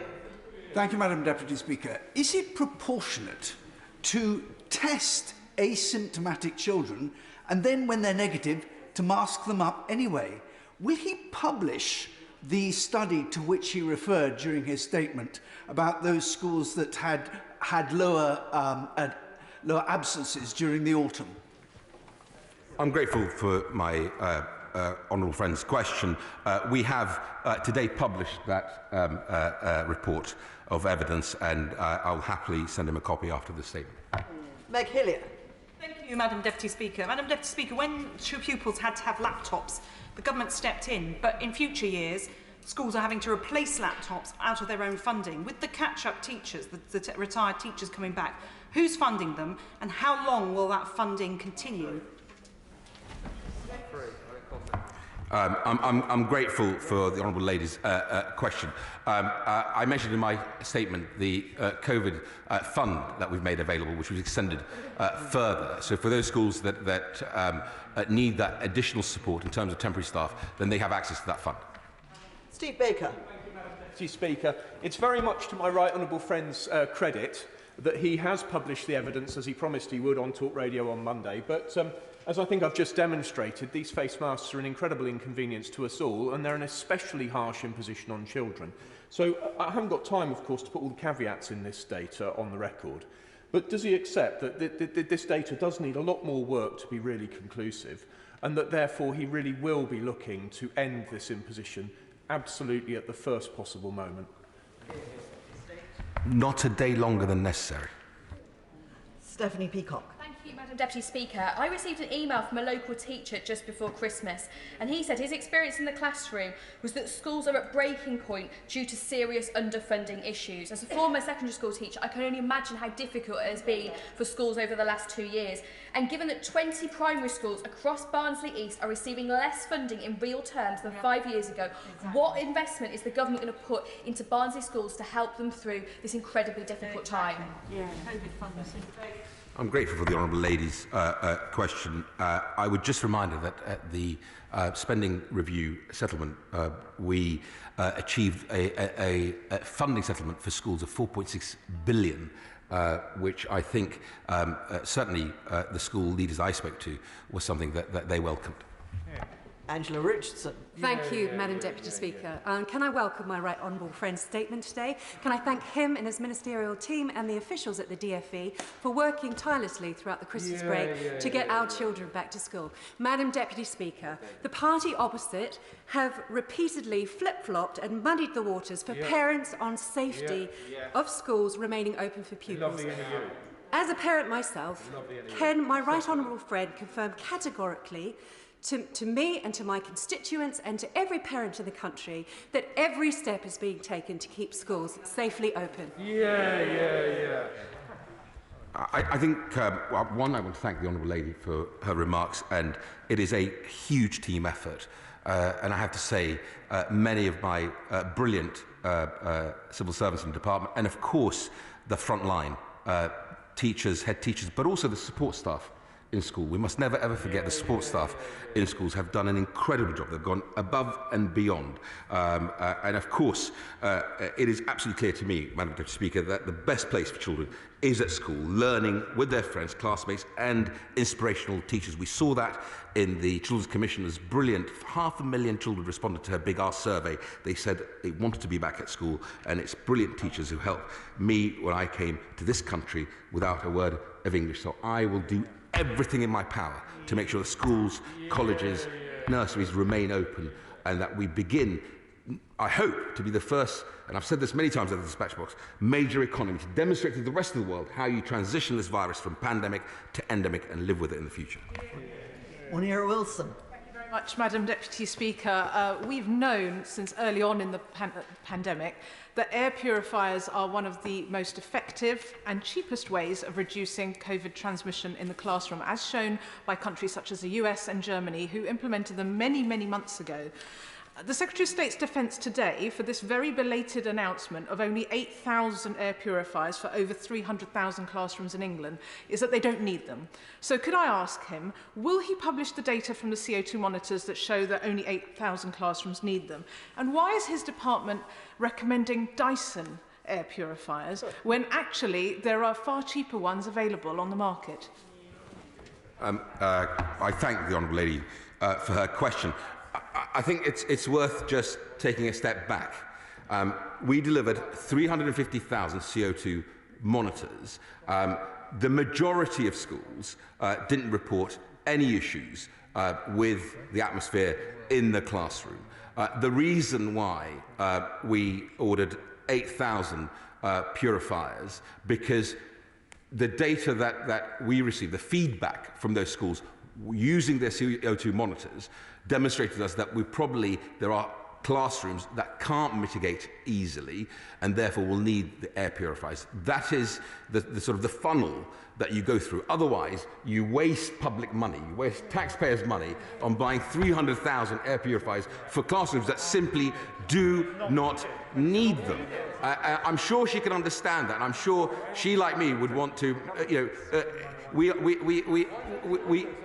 well, all I would right. Why Dyson? Because my civil servants also set up a marketplace for other schools who do want to buy air purifiers, and they have looked at what is available in the market and recommend more than just the Dyson brand on that marketplace. Andrew Muirs. Thank you very much, Madam Deputy Speaker, and Happy New Year to you. My right honourable friend's statement is very much to be welcomed. He's right to point out, however, that masks are not a cost-free option. What evidence does he have of effectiveness, particularly since the evidence from the US suggests that the effectiveness of masks varies from 98% for an N95 respirator down to about 25% for a 3-layer cotton mask. And if he's insisting that children wear masks, he is presumably contemplating the sort of guidance he should issue also about the constitution of those masks and how they should be worn to ensure maximum effectiveness at preventing transmission.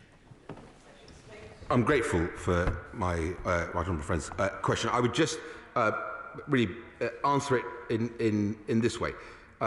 Masks are one of a number of mitigations. The most important mitigation is the vaccine. That is indisputable, whether it's the first 2 jabs, of course, or, of course, now the booster campaign. And then, of course, the testing that we are conducting in secondary schools, as I've just described this week, and in other settings, of course, as we have guided.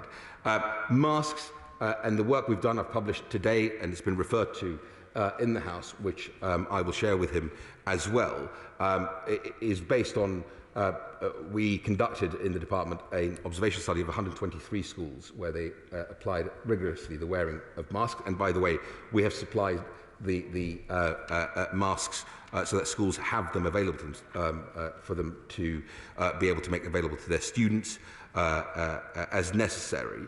But it's one mitigation that in the face of a highly infectious variant, it is something that I thought was necessary based on that observation study and, of course, the recommendation from UK HSA, including some of the evidence from places like Germany and elsewhere. It is something that I did reluctantly because I don't, the challenges around learning are evident as well, and I want to keep them for as short a time as possible, just as we begin to, I hope, get through the bumpiness of the next couple of weeks with Omicron. Lillian Greenwood. Thank you, Madam Deputy Speaker. I'm sure I'm not alone in hoping that the Secretary of State drops the rather patronising tone he took when he next replies to questions from my honourable friend, the Shadow Education Secretary.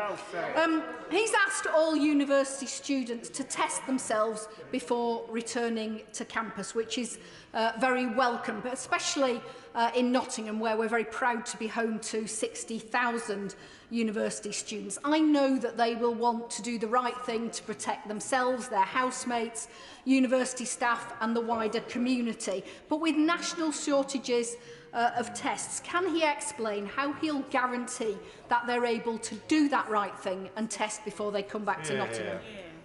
I'm grateful for the honourable lady's question, and I think Nottingham has much to be proud of.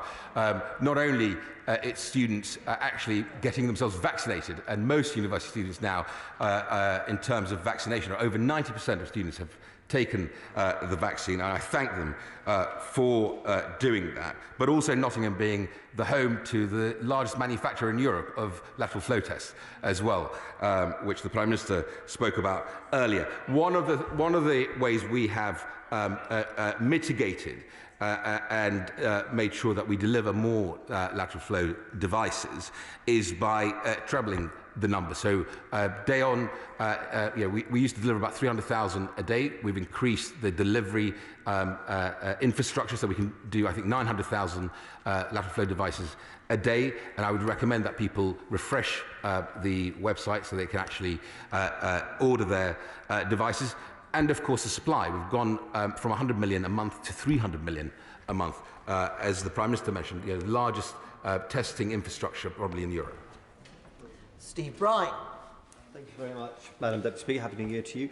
The Secretary of State knows I do not like the classroom mask mandate one little bit. What so many constituents who've contacted me have said, and saddens them and puzzles me, and probably saddens them too, is that once again we're holding children to a different standard to we are the rest of the population. You know, if masks in classrooms, why not masks in every single office where people have to go to work? What I wanted to ask my right honourable friend is that we are testing our children. That has an impact on them and their mental health as well. Where does he see that in 6 months' time? In 12 months' time when they return after next Christmas? In short, I guess what I'm asking the Secretary of State is, what is his exit strategy for schools from COVID? I'm grateful for my honourable friend's question. I would just remind the House that the guidance, rather than mandate, of mask wearing both in communal parts as part of Plan B, which we announced at the end of last year, and of course now the guidance for wearing masks in secondary schools in the classroom. And he mentions the unfairness of this. I would agree with him. I hope my statement struck the right tone in terms of what children have had to endure over the past 2 years because of the pandemic. There is a slight difference where I would just remind the House that we're asking people to work from home wherever possible, so they don't need to go into the office at the present time. But we want children to be in school, in a classroom, learning, because we know that's the best place for them, for their education, for their mental health as well. In terms of our plan, I think our plan is clear, as the Prime Minister set out, that on the 26th of January we'll review all of the Plan B.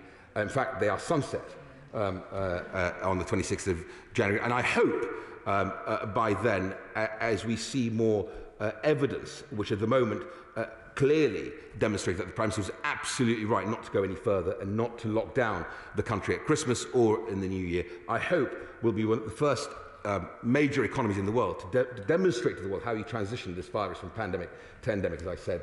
And I hope get back to what normal life looks like for students as well for the rest of the economy. Rachel Maskell. Thank you, Madam Deputy Speaker. I want to return to the issue of exams and assessments.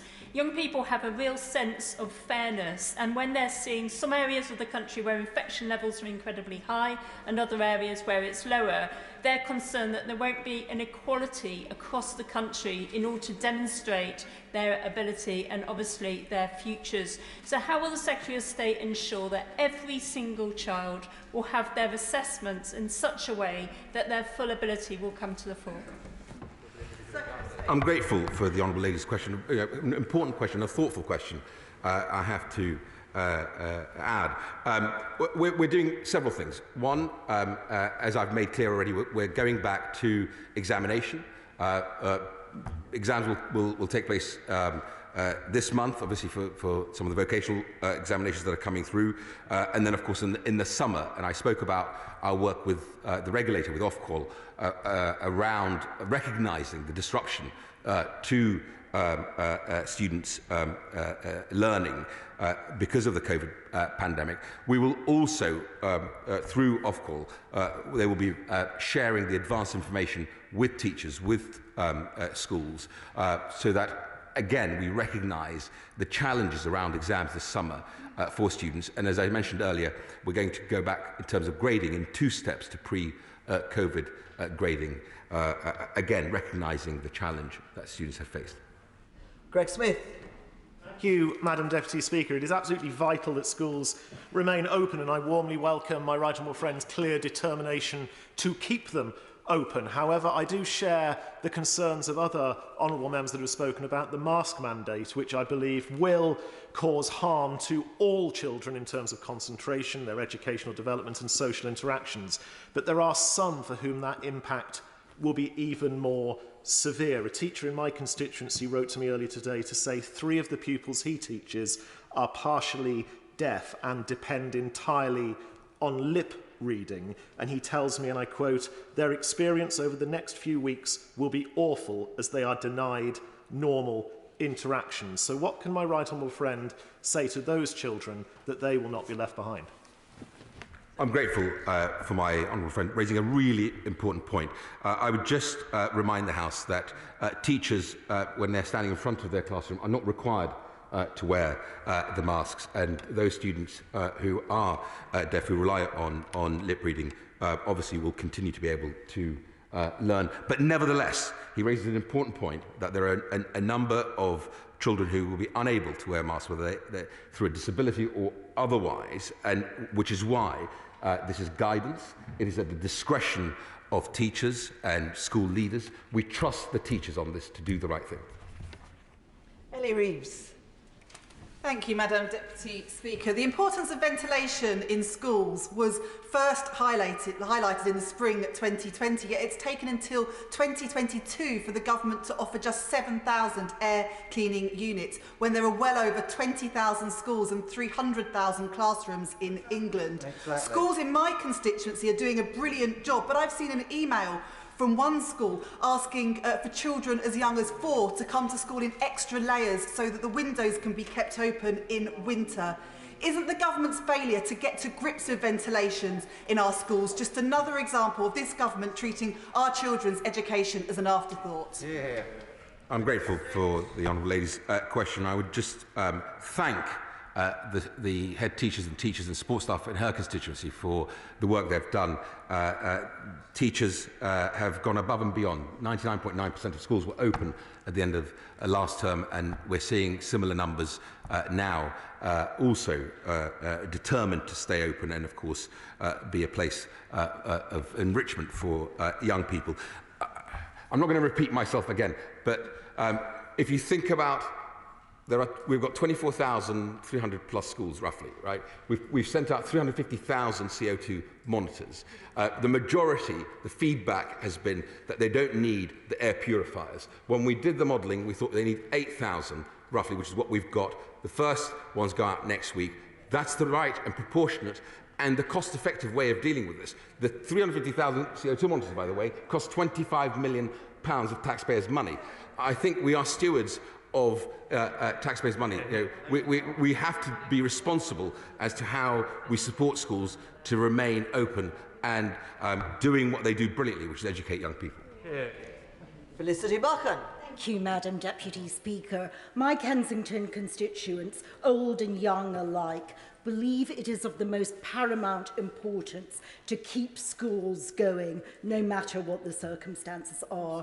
Can I welcome my right honourable friend's statement, and can I welcome the clarity of the statement, which is in a big comparison with what the opposition benches have done during the pandemic, which is to sow confusion with the flip-flopping over whether schools should be open. So I welcome the clarity. I'm grateful for the Honourable Lady, and I hope that the Shadow Front Bench will continue to think about their position and I hope change their mind.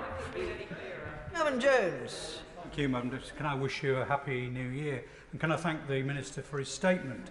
Local directors of public health have been very important in the fight against COVID, especially in schools in earlier waves.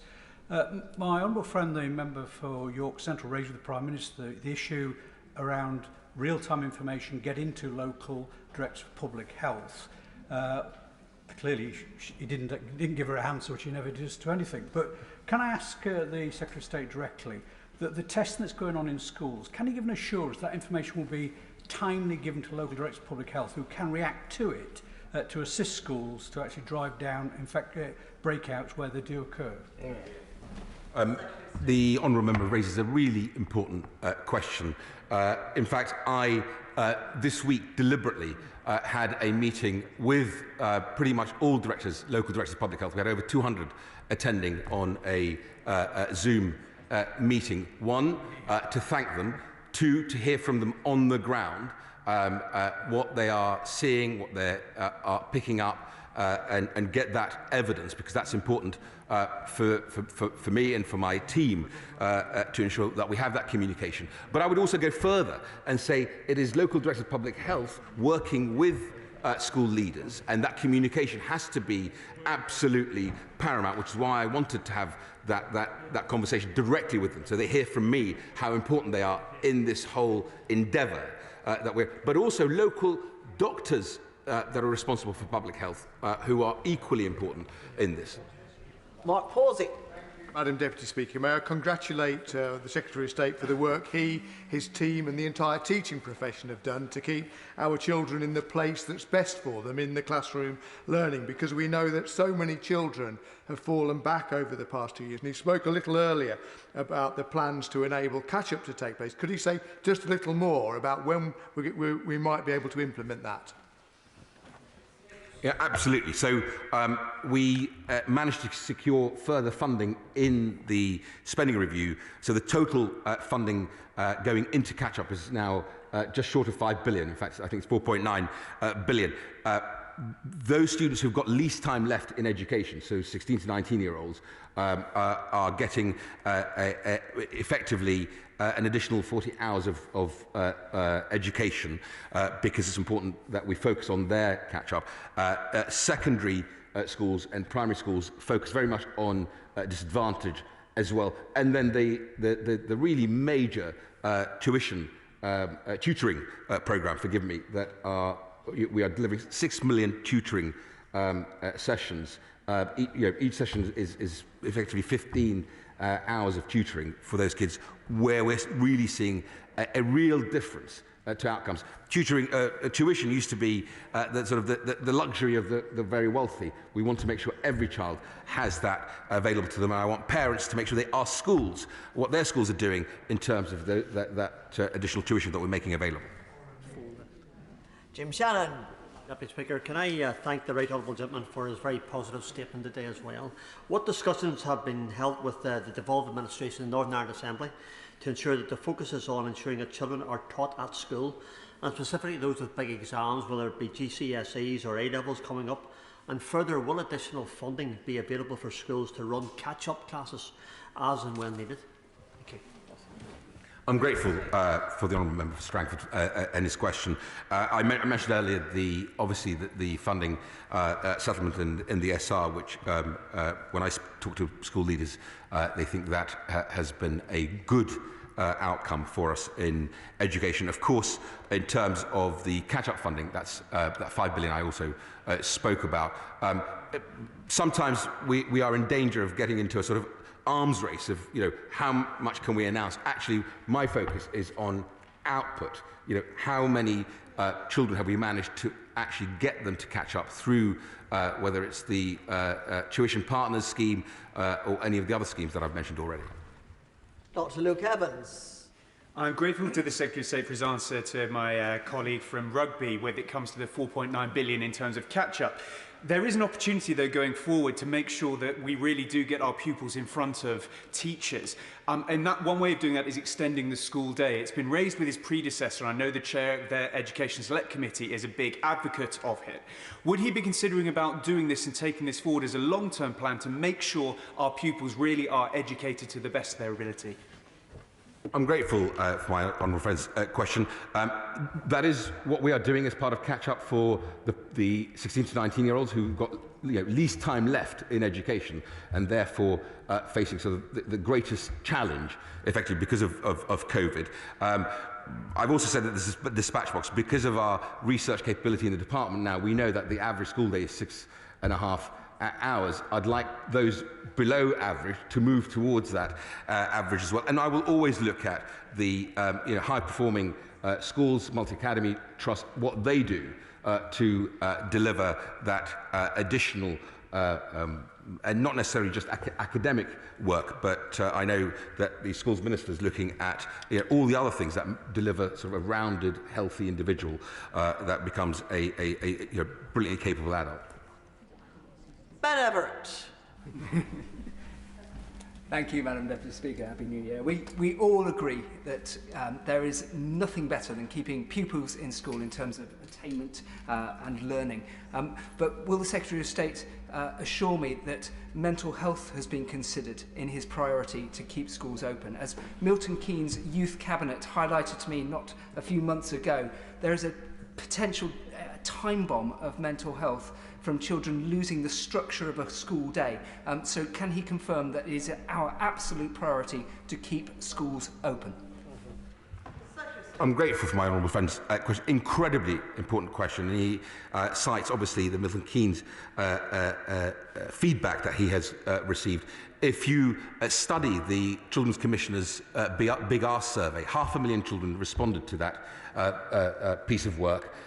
2,500 children of Gypsy and Roma families, 16,000 children with SEND. This generation is not a snowflake generation. This has been a pretty resilient generation through COVID. But actually, one of the things they do cite very clearly is the impact on their mental health because of schools not being open, only being available to, obviously, for most vulnerable children and children of critical workers, was a painful lesson, I think, for us to learn, and I will never want to repeat that, and I will do everything in my power to keep schools open. And finally, Ben Bradley. Thank you, Madam Deputy Speaker. It's a shame to find myself bottom of the class, but I guess I must try harder. Can I welcome the Secretary of State's statement and his commitment to keeping schools open, which will be really important to parents in my constituency, not without its challenges. And given what we know about the lower health risk to children and the emerging evidence about perhaps the less severe impact of the Omicron variant, arguably the biggest challenge is staffing, which is why some of the measures he took over Christmas are so important. 2 questions. Could he tell my residents whether his scheme to promote people coming back into the classrooms is still open? And if so, how can I encourage my constituents to sign up? Or where can I encourage them to sign up? And secondly, along with teachers, clearly support staff hugely important. At the council, we found shortages of things like cleaners and all sorts of very important other roles within schools. Has this department considered what support or advice he might offer to schools around those kind of roles? He's certainly not bottom of the class. His experience of local government and his contribution to national government is exemplary. Very good sort of double question there. On the first one, we have set up a dedicated site where people can actually register, inquire and come forward and then be signposted to the local agencies in their area to be able to sign up. And on his second very good question, I'm also looking at how and monitoring sports staff absenteeism as well due to Omicron virus, because they are equally important in making sure that our schools continue to remain open for face-to-face education. Thank you. House is very grateful to the Secretary of State. We now come to the next item of business. She said slowly, in order to allow a dignified exchange of personnel and keeping social distancing. I think we have achieved that. Statement, Secretary of State for International Development. Trade, he says. I beg the Right Honourable Lady's pardon, I've just called the wrong Secretary of State. Take 2. Statement, Secretary of State for International Trade. Thank you, Madam Deputy Speaker. And in a former incarnation, I was indeed that other role. I'm really delighted, Madam Deputy Speaker, to be able to report to the House that just before Christmas, the Australian Trade Minister, Dan Tehan, and I signed a comprehensive free trade agreement between the United Kingdom and Australia. This agreement deepens our bond of common values and a shared belief in the combined power of democracy, free trade and high standards. This is the first new trade deal the UK has negotiated from scratch since leaving the European Union. It is truly a world-class partnership, allowing our businesses to trade and invest more freely.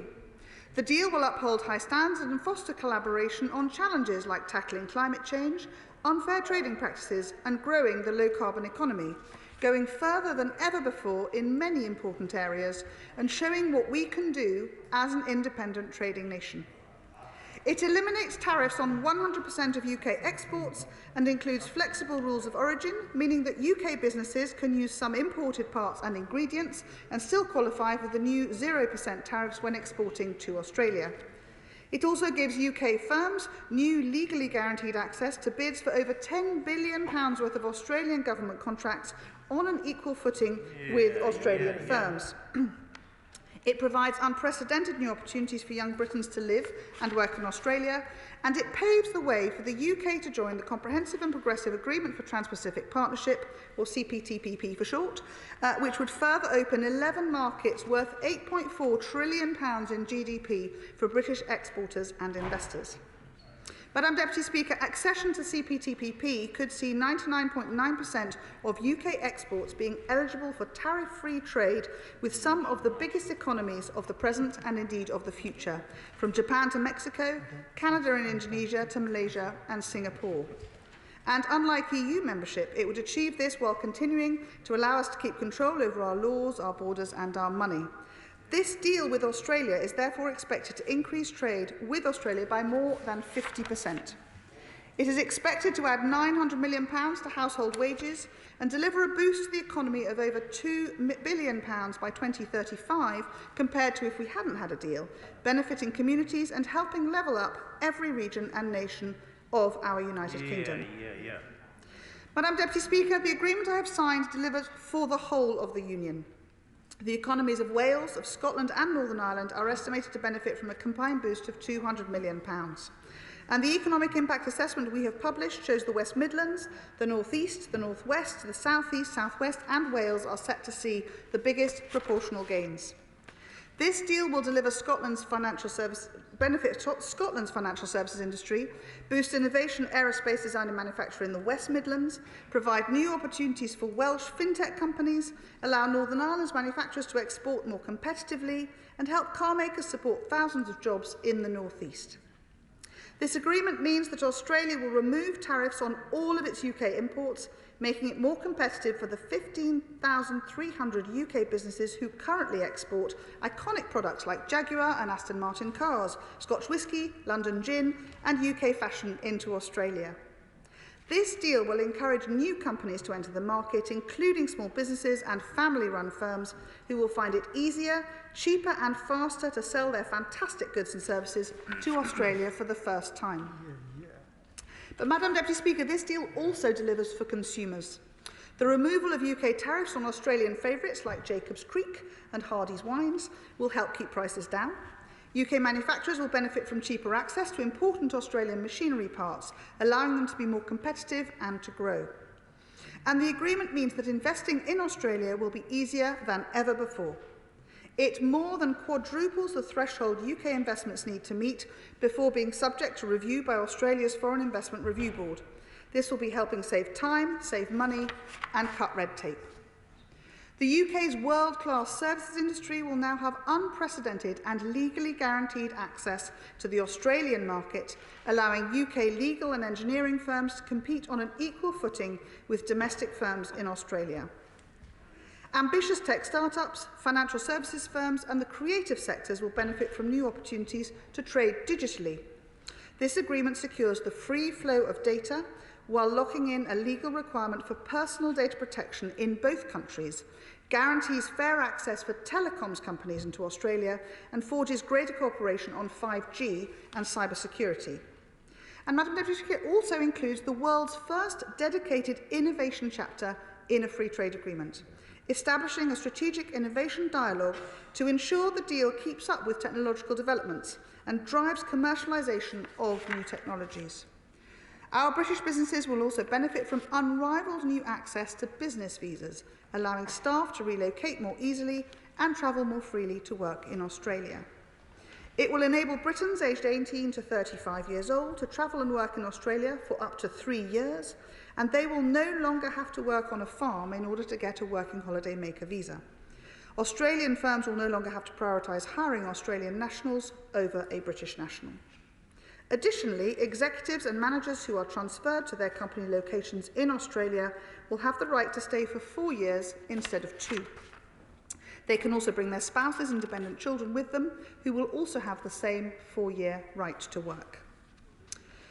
Madam Deputy Speaker, this agreement has been crafted through consultation with UK businesses and interested parties at all stages of the negotiations. It offers a suite of arrangements going further than Australia has ever gone with any other country in a free trade agreement, a testament to the strength of our relationship and indeed the hard work of my brilliant officials at the Department for International Trade and their Australian counterparts.